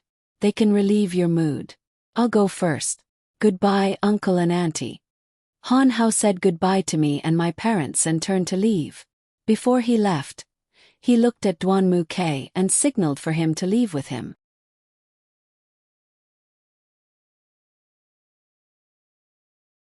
Chapter 160. Duanmu Kei looked at Han Hao, then at my parents. "Dad, Mom, I'm leaving too." Then he took out a bank card from his shirt pocket and placed it on the table. "This is a small token of my appreciation. Dad, Mom, and Xiaoli can take it. I'm leaving, but I'll come visit again." With that, Duanmu Kei turned and left. Watching the two of them leave, I shook my head helplessly. At this time, my mother walked to my side. She took my hand and said, "Li Er, you're back. I didn't even have time to talk to you before those two kids knocked me out. I held my mother's hand and looked at her. Mom, how long has Xiao Ke been here? My mother looked at the time, then at me. He's been here for a while, and he's told us a lot about his time with you. He also admitted to his mistakes and said that he shouldn't have treated you that way. His attitude was very sincere. I saw that he was sincerely apologizing, so I let him sit down. But I didn't expect that he would start talking about pursuing you again, and that he would rely on his own abilities to win you over. Your father and I were confused, and we didn't know what he meant. Your father and your father don't know what to do. I sighed and looked at my mother. Mom, it's okay. Just let him be. I might have to stay by your side for a while. You and Dad won't dislike me, right? I looked at my mother and smiled. My mother shook her head and touched my belly. How could we? Your father and I have been waiting for you to come back. How's the baby? I heard from Duan Ke that you went out with him last night. Did you have sex? How could you not know how to control yourself? What if you hurt the baby? Hearing my mother say that, I cursed Duan Ke in my heart. That idiot, even running over to my parents to tell on me. I smiled and looked at my mother. Mom, it's okay. The baby is healthy. I looked it up on the internet. It's okay to have sex with the baby. He wasn't too rough and was quite gentle. He didn't hurt me. My mother nodded. That's good. Do you want to go upstairs and rest for a while? I've already prepared a room for you. Are you hungry? I'll get you something to eat. I took her hand and sat down on the sofa. I looked at her and said, Mom, don't be busy. I'm coming home, not a guest. Can do it myself. You and Dad can sit down and chat with me. I haven't talked to you in a long time. Miss you. I leaned on her shoulder, and she gently stroked my hair. I lifted my head to look at my father. His expression was solemn. Seemed he was upset. I looked at him and asked, Dad, what's wrong?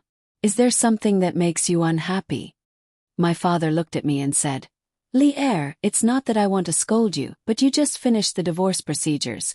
Why are you directly coming to propose marriage? Also, tell me, who do you like? If you like Han Hao and want to marry him, I'm prepared to withdraw all of my shares in the Duanmu family. This is also a kind of protection for you and our family. I looked at my father, and he brought up a question I didn't want to think about. I sighed and was just about to answer when my mother seemed to see that I was unhappy. She looked at my father and said, Dad, the child just came back, and you're already asking this and that. This is a home, not a company. Don't talk about your career at home.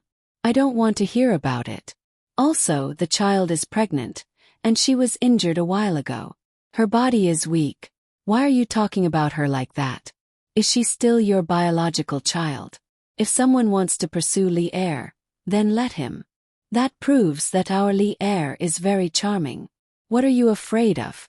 No matter if it's Xiao Ke or Xiao Hao, to be honest, won't they all help your career? Don't say so much.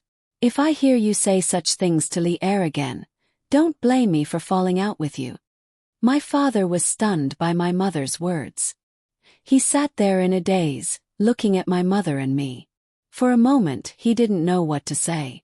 After a while my father shook his head. He looked at my mother and said, Forget it, forget it. I'm afraid you'll throw a tantrum at me. I'll do as you say. I don't care. I'm going to the study to read. Then he stood up and walked to the study. My mother looked as if she had won a battle. She looked at my father's back and said, Go. I've put the medicine on your table.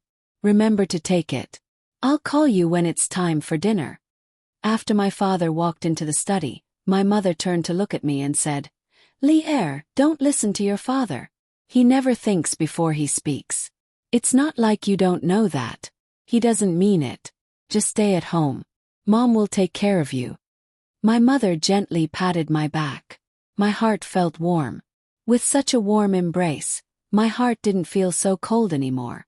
After chatting with my mother for a while, I went upstairs to rest. When I returned to my own bedroom, I recalled the time when Duan Ke had come to my house to accompany me during my confinement period. It was just like what had happened not too long ago.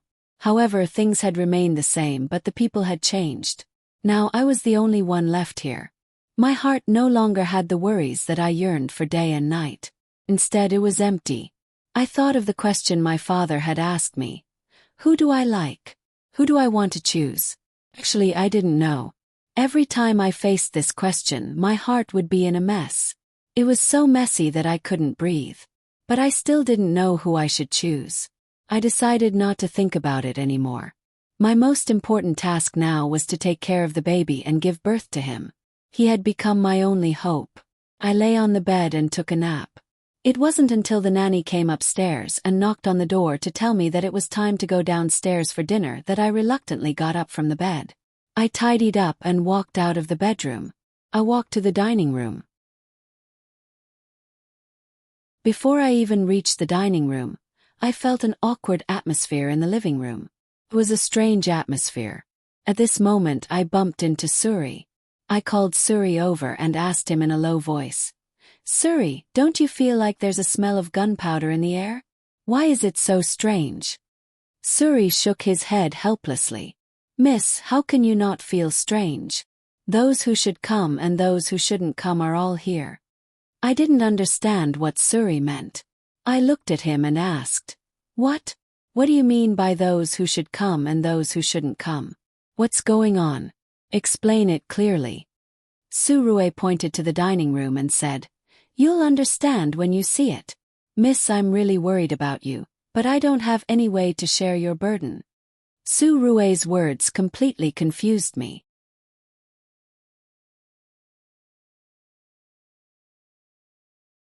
Chapter 161. I looked at the dining room. It was very quiet. This was indeed abnormal. Normally, there would be the sound of parents talking, but there wasn't any. I turned to look at Suri. Suri helplessly shrugged at me. It was obvious that he couldn't do anything about this. I sighed and walked to the dining room.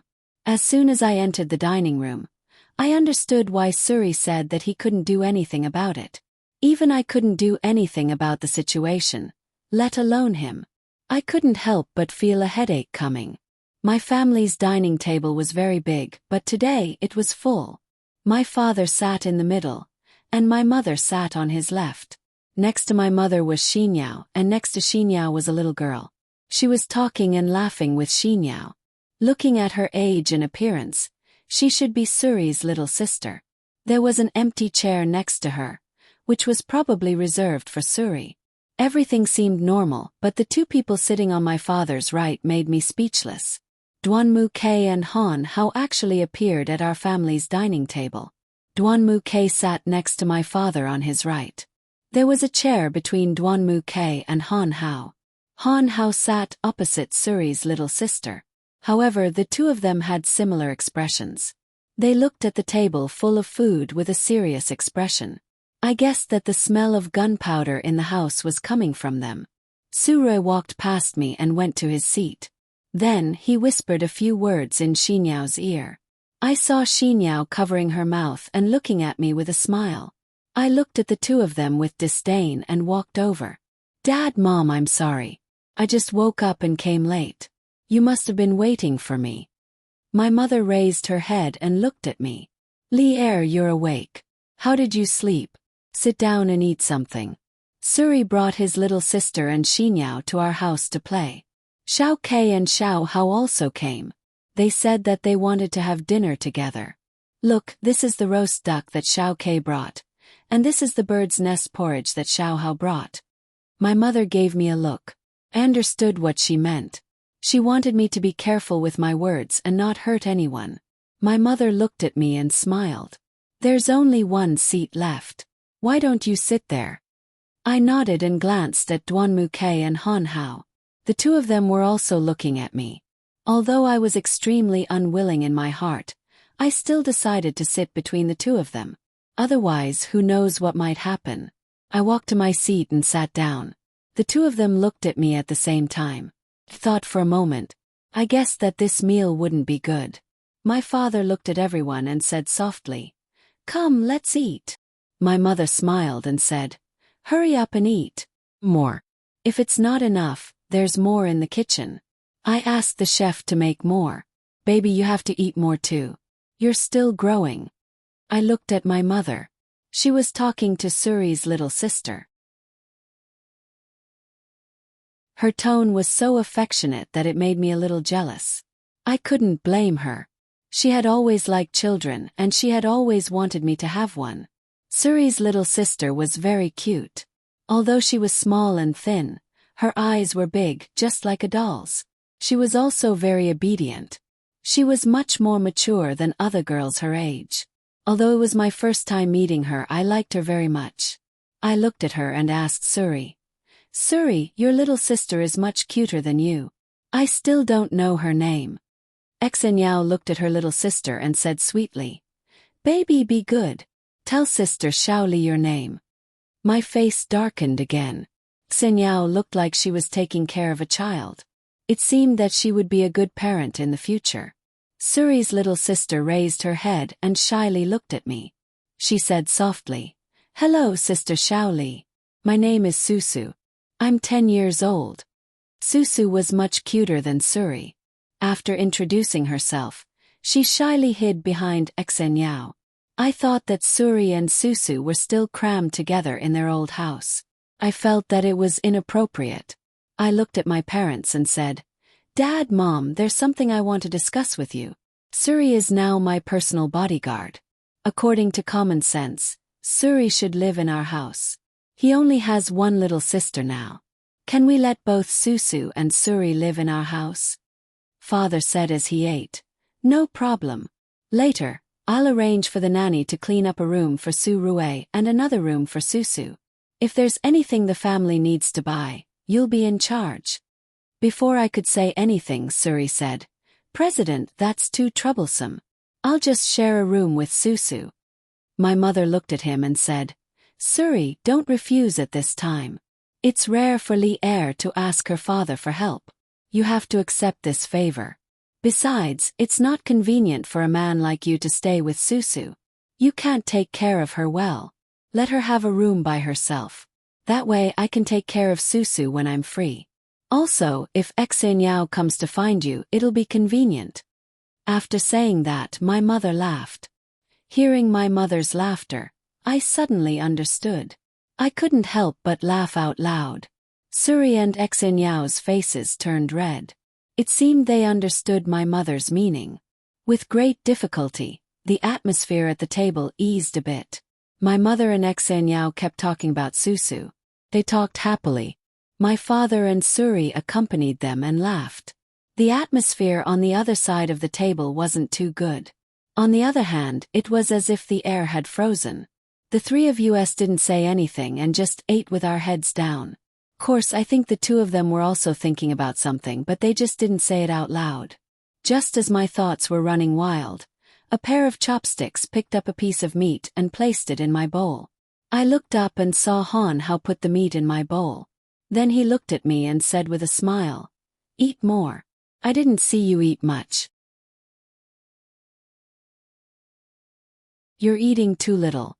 After saying that, he put some more food in my bowl and then began to ladle soup for me. I smiled at Han Hao and said, "Thank you. I can do it myself." Obviously, I didn't know what to say. After I refused Han Hao, Duan Muke reached out and put another piece of meat in my bowl. He also helped me ladle a bowl of porridge and put it in front of me. His expression was very serious. He looked at me and said, "Eat." Han Hao looked at Duan Muke and said, Shaoli said she can do it herself. Let's not get her any more food. Look, her bowl is full."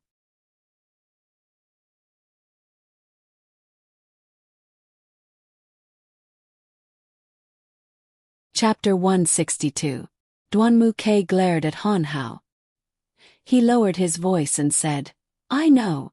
It's none of your business." Seeing Duan Muke say that, Han Hao shook his head helplessly. I said in a low voice, "You two should eat. I haven't asked you why you came to my house to eat." Han Hao sighed and looked at me. "I was worried about your health, so I came. It was just in time for dinner, so Uncle and Auntie asked me to stay and eat." I turned and looked at Duan Mu Quebec, What about you? Why did you come here? Duanmu-ke didn't look at me. He just said, same as him. After Duanmu-ke said that, Han Hao and I were stunned. I helplessly looked at him and then at Han Hao. Han Hao's face turned red. Obviously, he wasn't happy with this reason. Seeing that the atmosphere between the two of them was getting more and more awkward, I had to find a topic to break the ice. I lowered my voice and said, Okay. If there's nothing else after dinner, you two should go home. It's getting late. Before Duanmu-ke and Han Hao could say anything, my mother looked at us. She smiled and asked, Lier, what were you three talking about? Tell us and share it with us. My mother obviously didn't notice the tense atmosphere on my side. I forced a smile and said, Mom, we didn't talk about anything. We didn't talk about anything. I didn't know if my mother would believe me, or if she'd noticed something and asked me on purpose. Before I could open my mouth, Duanmu-ke put down his chopsticks. He looked at my father and mother and said, Dad, Mom, thank you for your hospitality. I came here for something. Then, Duanmu-ke took out an envelope from his pocket and handed it to my father. He looked at my father and said, Uncle, this is a check for 1 million RMB. Please accept it. Everyone present looked at Duanmu-ke in a daze. I was also very confused. Was this the breakup fee he was giving to our family? My father looked at the envelope and then looked at Duanmu-Quebec. Xiao-ke, what's the meaning of this? Duanmu-ke looked at my father and said, Dad, I heard that you've been financing a project recently. It should be a new project imported from abroad. This project hasn't been done in a yet. I'm very interested. This 1 million RMBs as my financing fee. Dad, tomorrow, I'll arrange my secretary to send you a document. It's about the investigation data. It's very detailed. My father's expression changed. I could feel that his heart was already blooming with joy, but he still tried his best to keep his expression calm. That expression of a smile that wasn't a smile made me feel especially uncomfortable. My father looked at Duanmu-ke and said, How did you get this survey data?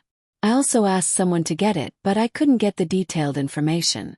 What I got was what I already knew.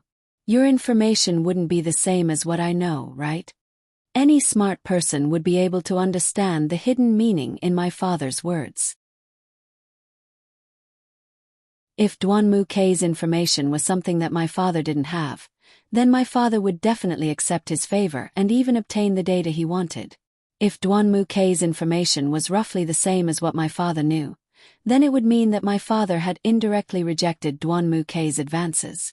Duanmu-ke smiled and looked at my father. Dad, don't worry. I asked my American classmate to help me buy this information from abroad. Of course, the price is definitely higher than the information itself. I think you should understand this. This information isn't very useful to me, but if it's for you, I think it will be very useful. Duanmu-ke must have done a lot of preparation before he dared to come to my house and try to curry favor in front of everyone. I could also feel that my father was blooming with joy. I turned to look at Han Hao. His expression was very ugly. Yuexin couldn't bear it, so she reached out and held Han Hao's hand. He froze for a moment, then looked at me and smiled. His smile was very bright. I smiled back at him. This kind of silent encouragement was better than anything else. However, when Han Hao and I looked at each other, Duanmu-ke's expression changed. He looked at Han Hao and asked, Xiao Hao, I remember you told me that you also came here to give Mom and Dad something, right? Obviously, Duanmu-ke was arguing. He probably did this to put Han Hao on the spot. My mother looked at Han Hao and said, Aya, next time you young people come to my house, you don't have to buy anything for us. As long as you want to come and play, you can come at any time. There's no need to bring things every time. Seeing you happy makes us happy. Duanmu-ke looked at Han Hao and said, Since Mom said so, you should take out the things you prepared. Han Hao still sat there with his head lowered. He clenched his fists tightly. I could feel that he wasn't very happy. At this time, Xinyao whispered to me, Sister-in-law, what should we do now? I helplessly shook my head and said to Xinyao, Let's just act according to the situation. This meal is like a battle. It's too frightening. Han Hao raised his head and took out a pair of bracelets from his pocket. They were sparkling and translucent purple. They were very beautiful. Even an outsider like me could tell that they were good stuff. Sure enough, my mother's eyes were deeply attracted to the bracelets. Han Hao held the bracelets in front of my parents. He looked at them and said, "Uncle, Auntie, I heard that Auntie likes to collect jade. This is a violet jade bracelet that one of my antique friends found for me. I've had it appraised in many places, and they all said it was a fake. Should be good stuff. That's why I brought it this year to Auntie." My mother hurriedly put down her bowl and chopsticks. She took the bracelet and carefully examined it, nodding her head. From time to time she would sigh softly and say, "It's really a good bracelet." "Xiao Hao, this bracelet must have cost a lot. It's too expensive. Give Auntie a price, and Auntie will reimburse you." My mother lovingly fiddled with the bracelet. It seemed that she really liked it and wanted to take it. Han Hao shook his head and said to my mother, "If Auntie likes it, then take it. I prepared it for Auntie, and it's not some old toy. I just heard that Auntie likes it, and I happen to have connections in this area. Since Auntie likes it so much, of course I'll give it to you. This bracelet suits you very well." My mother looked at Han Hao and smiled. "I'm so sorry for making you spend so much money. I really like it, so I'll take it. Thank you, Xiao Hao, for your thoughtfulness." Hearing my mother praise Han Hao, I glanced at Duanmu, Quebec. His expression had also become very serious. It seemed that he wasn't happy either.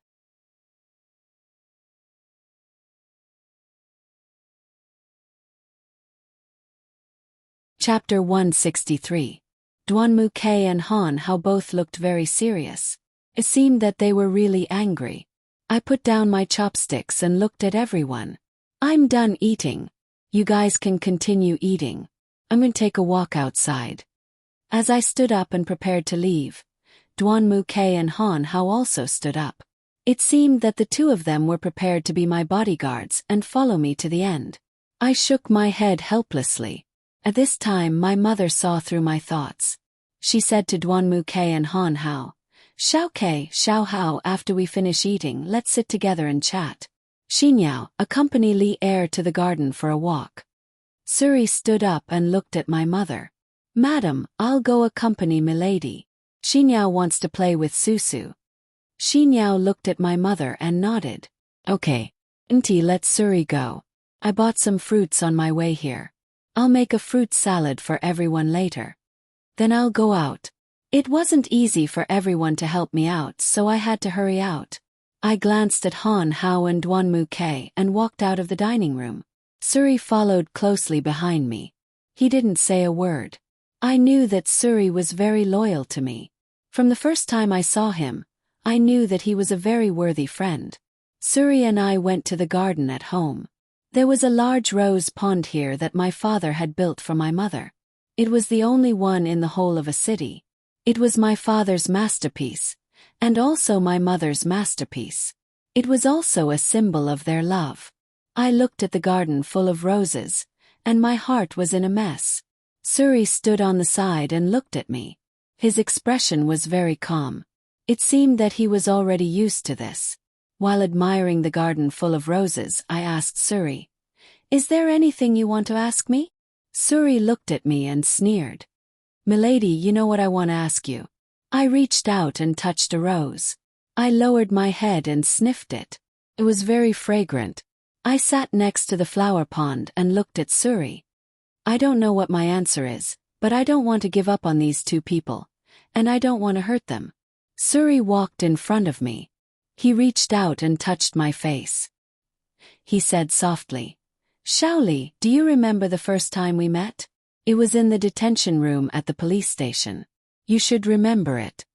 My face suddenly turned red. I looked at Suri and smiled. "Why do you make it sound so ambiguous? It's not like we're going to part forever. Shaoli, when it was just the two of us, I didn't want to call you miss, because I felt that this word separated us.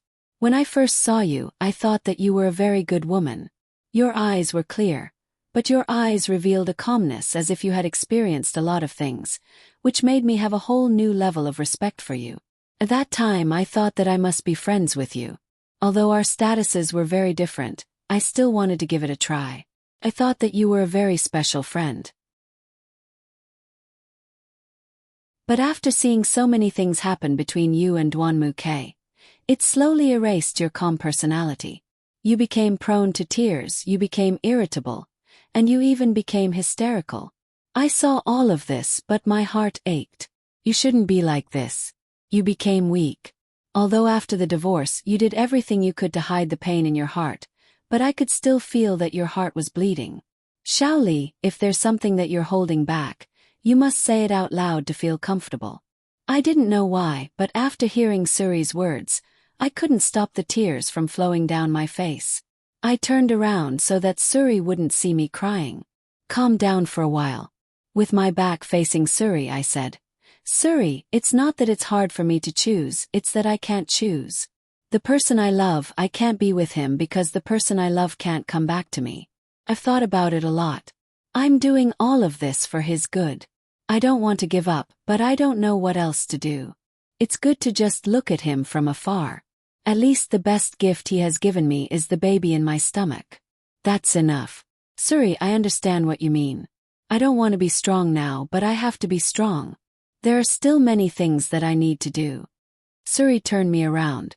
He looked at me and smiled. What are you going to do next? I sighed.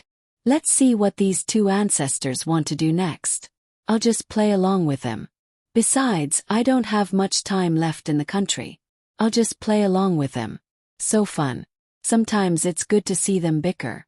On the surface, it looks like they don't get along, but in reality, they have a very good relationship. Suri nodded and looked at me. Xiaoli, I'm very grateful to you. Not only did you solve my work problem, but you also solved my family problem. You didn't dislike my identity, and you're still as good to me as before. You gave me opportunity after opportunity to work hard. Through you, I met Xinyao and successfully pursued her. Thank you so much. I looked at Suri and smiled. You don't have to say that. You're also very outstanding. You've done a lot of things for me. Now my father appreciates your ability. I've told him that he'll give you a promotion. This way your standard of living will improve and you'll have more savings. When the time comes, you'll at least have enough money to propose marriage to the Dwanmu family. Although I know that the Dwanmu-K's parents don't particularly care about money, they all want their daughter to marry a reliable man, right? You have to have confidence in yourself. We, the Red Minghui, will definitely be loyal to you. Suri smiled and looked at me.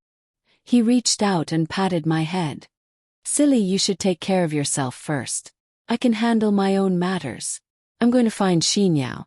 Do you want to go back? I shook my head and looked at Suri. You go back first. I'll stay here for a while. Suri sighed. He took off his jacket and put it on me. He patted my shoulder and smiled.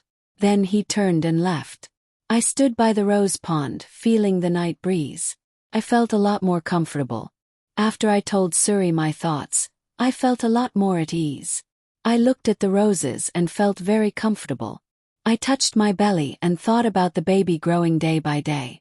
I felt motivated. I had to live for myself. I didn't want to let those insignificant emotional entanglements affect my mood.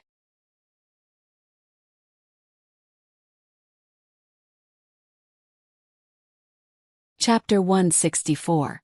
I sat on the edge of the rose pond and was in a daze when someone walked out of the house. The person walked over to me. When he got closer, I saw that it was Han Hao. Han Hao looked at me with a serious expression. It seemed that he wasn't comfortable being in the house with Dwanmu Quebec. He walked over to me and said, "Why isn't Suri with you?" I looked at him and said, "Suri went back first. I wanted to stay for a while, so I stayed." Han Hao sat down next to me. He lowered his head and said softly, "Xiaoli, I suddenly feel that I'm not good enough for you. I'm starting to feel that I can't give you the life you need. Tell me, what should I do?" I turned to look at Han Hao. Why are you suddenly saying that? Han Hao raised his head and looked at me. Xiao Li, you still love Xiao Ke, don't you? My eyes flickered. I didn't know how to tell him, how to explain it to him. Han Hao's eyes were filled with tears. It was the first time I had seen him so helpless. Han Hao hugged me and patted my back. Xiao Li, don't worry. I won't give up. I believe that I have the ability to make you my woman. I definitely will. I will definitely make you fall in love with me. Han Hao, you're wrong. Xiao Li is mine. No matter in the future or now. Cold Glaze only loves me. A voice came from behind a tree in the park. Then a figure walked out. It was Duanmu Quebec. He stood in front of us and looked at us with a serious expression. Han Hao and I stood up. The three of us just stood there like that. Duanmu Ke and Han Hao's eyes looked especially serious. Black lines appeared on my face. Beside, I reckoned that the battle for favor between the two of them would start again in a while. Duanmu Ke looked at me and said, "It's windy outside. Why are you still standing here? Hurry up and go inside." Before I could speak, Han Hao reached out and hugged me. He looked at Duanmu Ke as if he was showing off.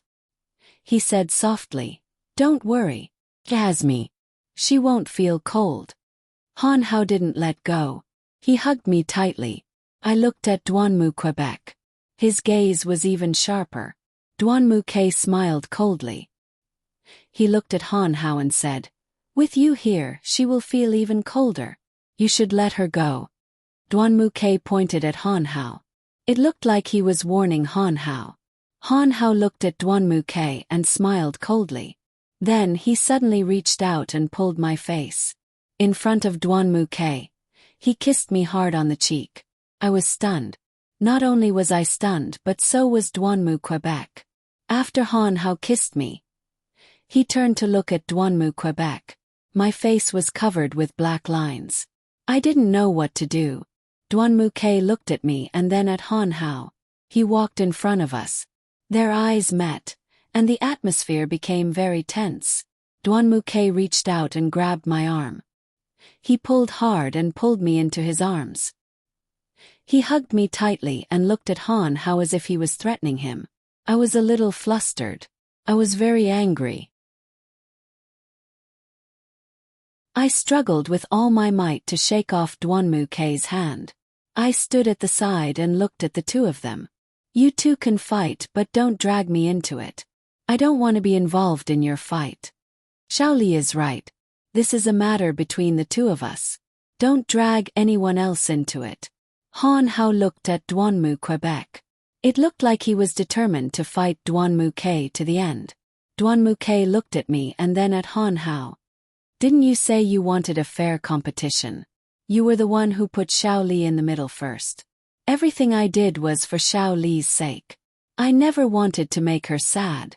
I also hope that I can use my actions to show that I really like her and that I really want to be with her." Han Hao looked at Duanmu Quebec. "Are you touching your conscience when you say that? Haven't you hurt her enough times? Yes, you might want to be with her now, but what about the past? Have you forgotten what you did to her in the past? That time you made her fall down the stairs. Do you know that you almost—" Han Hao. As soon as I heard Han Hao's words, I interrupted him. "Don't talk about it. It's all in the past." I looked at Han Hao, hoping that he would be rational and understand why I interrupted him. Han Hao looked at me and then at Duanmu Quebec Xiao Ke. "I know that my personal conditions can't compare to yours. I don't have a good family background like yours. I don't have a noble status like yours. I don't have money like yours. And I definitely don't have power like yours. But I think that when it comes to feelings, everyone is equal. You like Xiao Li and I like Xiao Li. You can use your own methods to please the people around Xiao Li. And I can do the same. Isn't this all equal?" Duanmu Ke sneered. He looked at Han Hao and said, "I didn't say that I was against fair competition. You don't have to rely on your good relationship with Xiao Li to get close to her heart to do whatever you want to her. I'm very angry that you tried to touch her in front of me, but I don't think you can beat me if we really fight." Listening to Duanmu Ke's words, It seemed that he was going to fight Han Hao here today. I felt that something was wrong, so I quickly stopped him. Up. The two of you are enough. Do you still think you're a child? How old are you? You're already adults, yet you still want to fight. Don't you feel ashamed? Duan Muke glanced at me, then looked at Han Hao and said, "That's right, we can't fight here. Let's go back to that little park. I won't give in to you on this matter."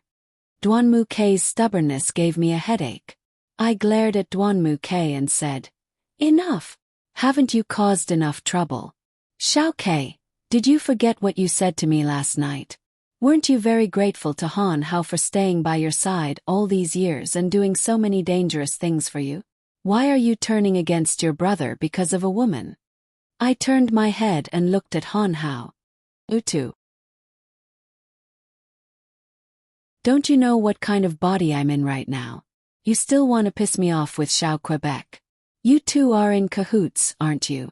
You did it on purpose." Seeing me lose my temper, Han Hao and Duan Muke both froze. They looked at each other, and then as if they understood something, they walked to my side. Like two children who had made a mistake, they lowered their heads and didn't dare to look at me. Han Hao was the first to speak. "Shaoli, I was wrong. I was too stubborn and didn't consider your feelings."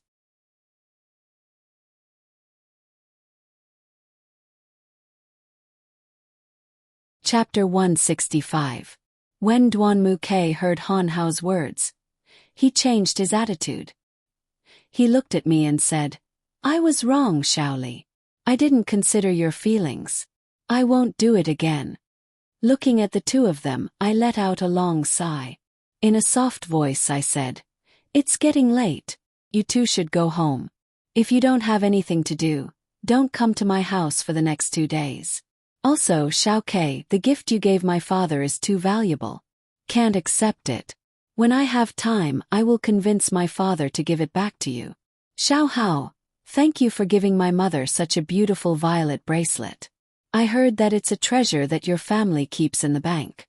Should be priceless." Duan Muke and Han Hao wanted to interject, but I gestured for them to stop. The two of them stood in front of me, looking at me with a puzzled expression. Seeing that the two of them had quieted down, I continued, "I understand what you two mean, and I also understand that you two are doing this to please my family. I also understand that you two really like me. But right now, I really don't have any plans to find a partner. I still have more things to do, so for the next period of time, I won't put my personal feelings as the most important thing." Duan Muke looked at me and said, "I understand what you mean, but you can't not get married for the rest of your life. You can't reject other people's pursuit of you for the rest of your life. That's not realistic at all. I know that Xiao Hao and I acted a little too hastily, but you can't stop our feelings for you. You can't stop us from pursuing you." Han Hao looked at me and nodded. "Shaoli, I understand what you mean. I also understand how you feel. I was too hasty in this matter. I'm afraid. Han Hao stopped talking. I knew what he wanted to say. He was afraid that he would lose me. He was afraid that Duan Muke would steal me away. I looked at the two of them and smiled. "All right, let's go back. It's getting late. I should go back and rest. If there's anything else, we can talk about it later. I'm leaving. Goodbye." Then I turned and left the garden. I walked towards the living room. The roses in the garden were blown by the wind, as if questioning me. Questioning why I didn't make a choice, why I didn't follow my heart and pursue my own happiness. I didn't know if the two of them had left or not, and I didn't want to know. I walked into the living room. My parents had already returned to their rooms. Only Suri and Xinyao were playing with Susu. When they saw me return, they greeted me. Xinyao walked to my side. She pulled my arm and said, "Sister-in-law, I just saw my brother and Han Hao go out. Did they go to find you? What did you say? They didn't quarrel." I shook my head and looked at Xinyao and said, "That's not it, it's just that the two of them are too passionate, I can't stand it." "Alright, it's already so late, why haven't you come home yet?" "It's too late. It's not safe." I turned and looked at Suri. "Suri, take Xinyao home later. Otherwise I won't feel at ease." Xinyao pursed her lips and looked at me. I'm not going home.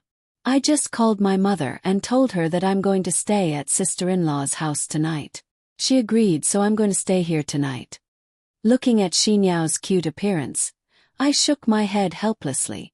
All right. I don't know what to do with you. The nanny has already prepared Susu and Suri's rooms. I don't think your room has been prepared yet. How about you share a room with me tonight? We don't dislike each other, and the bed is big enough. I'll go prepare a blanket for you later. Okay. It's decided then.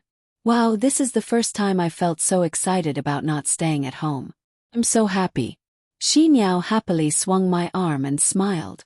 Suri stood to the side and looked at us. His expression serious. He walked over to us and reached out to pick up Xinyao. Looking at Xinyao, he said, "Milady is pregnant now. If you don't know your limits, I won't feel at ease with you living with Milady. You should be good and stay with me. If you really affect Milady's baby and your brother finds out, he'll tear you apart." Hearing Suri's words, Xinyao immediately became obedient. She leaned into Suri's arms and nodded thoughtfully. That makes sense. I shouldn't disturb sister-in-law's rest. What she needs the most right now is to rest. Xinyao looked at Suri and said, "Okay. Since you're so obedient, I'll reluctantly squeeze in with you tonight." Suri put Xinyao down and lovingly stroked Xinyao's hair. Seeing the two of them so loving, I suddenly felt envious. I sat on the sofa and looked at the two of them. "Milady Duanmu, isn't this decision a bit too natural? Don't tell me the two of you have already." "Huh? I guessed right, didn't I?" Xinyao's face immediately turned red. She hid in Suri's arms and secretly glanced at me with one eye. Suri's face also revealed an awkward expression. He looked at me and said, "Milady, you guessed wrong. Xinyao and I haven't done anything but... you know." Suri helplessly covered his face with his hand. I could faintly see him secretly laughing.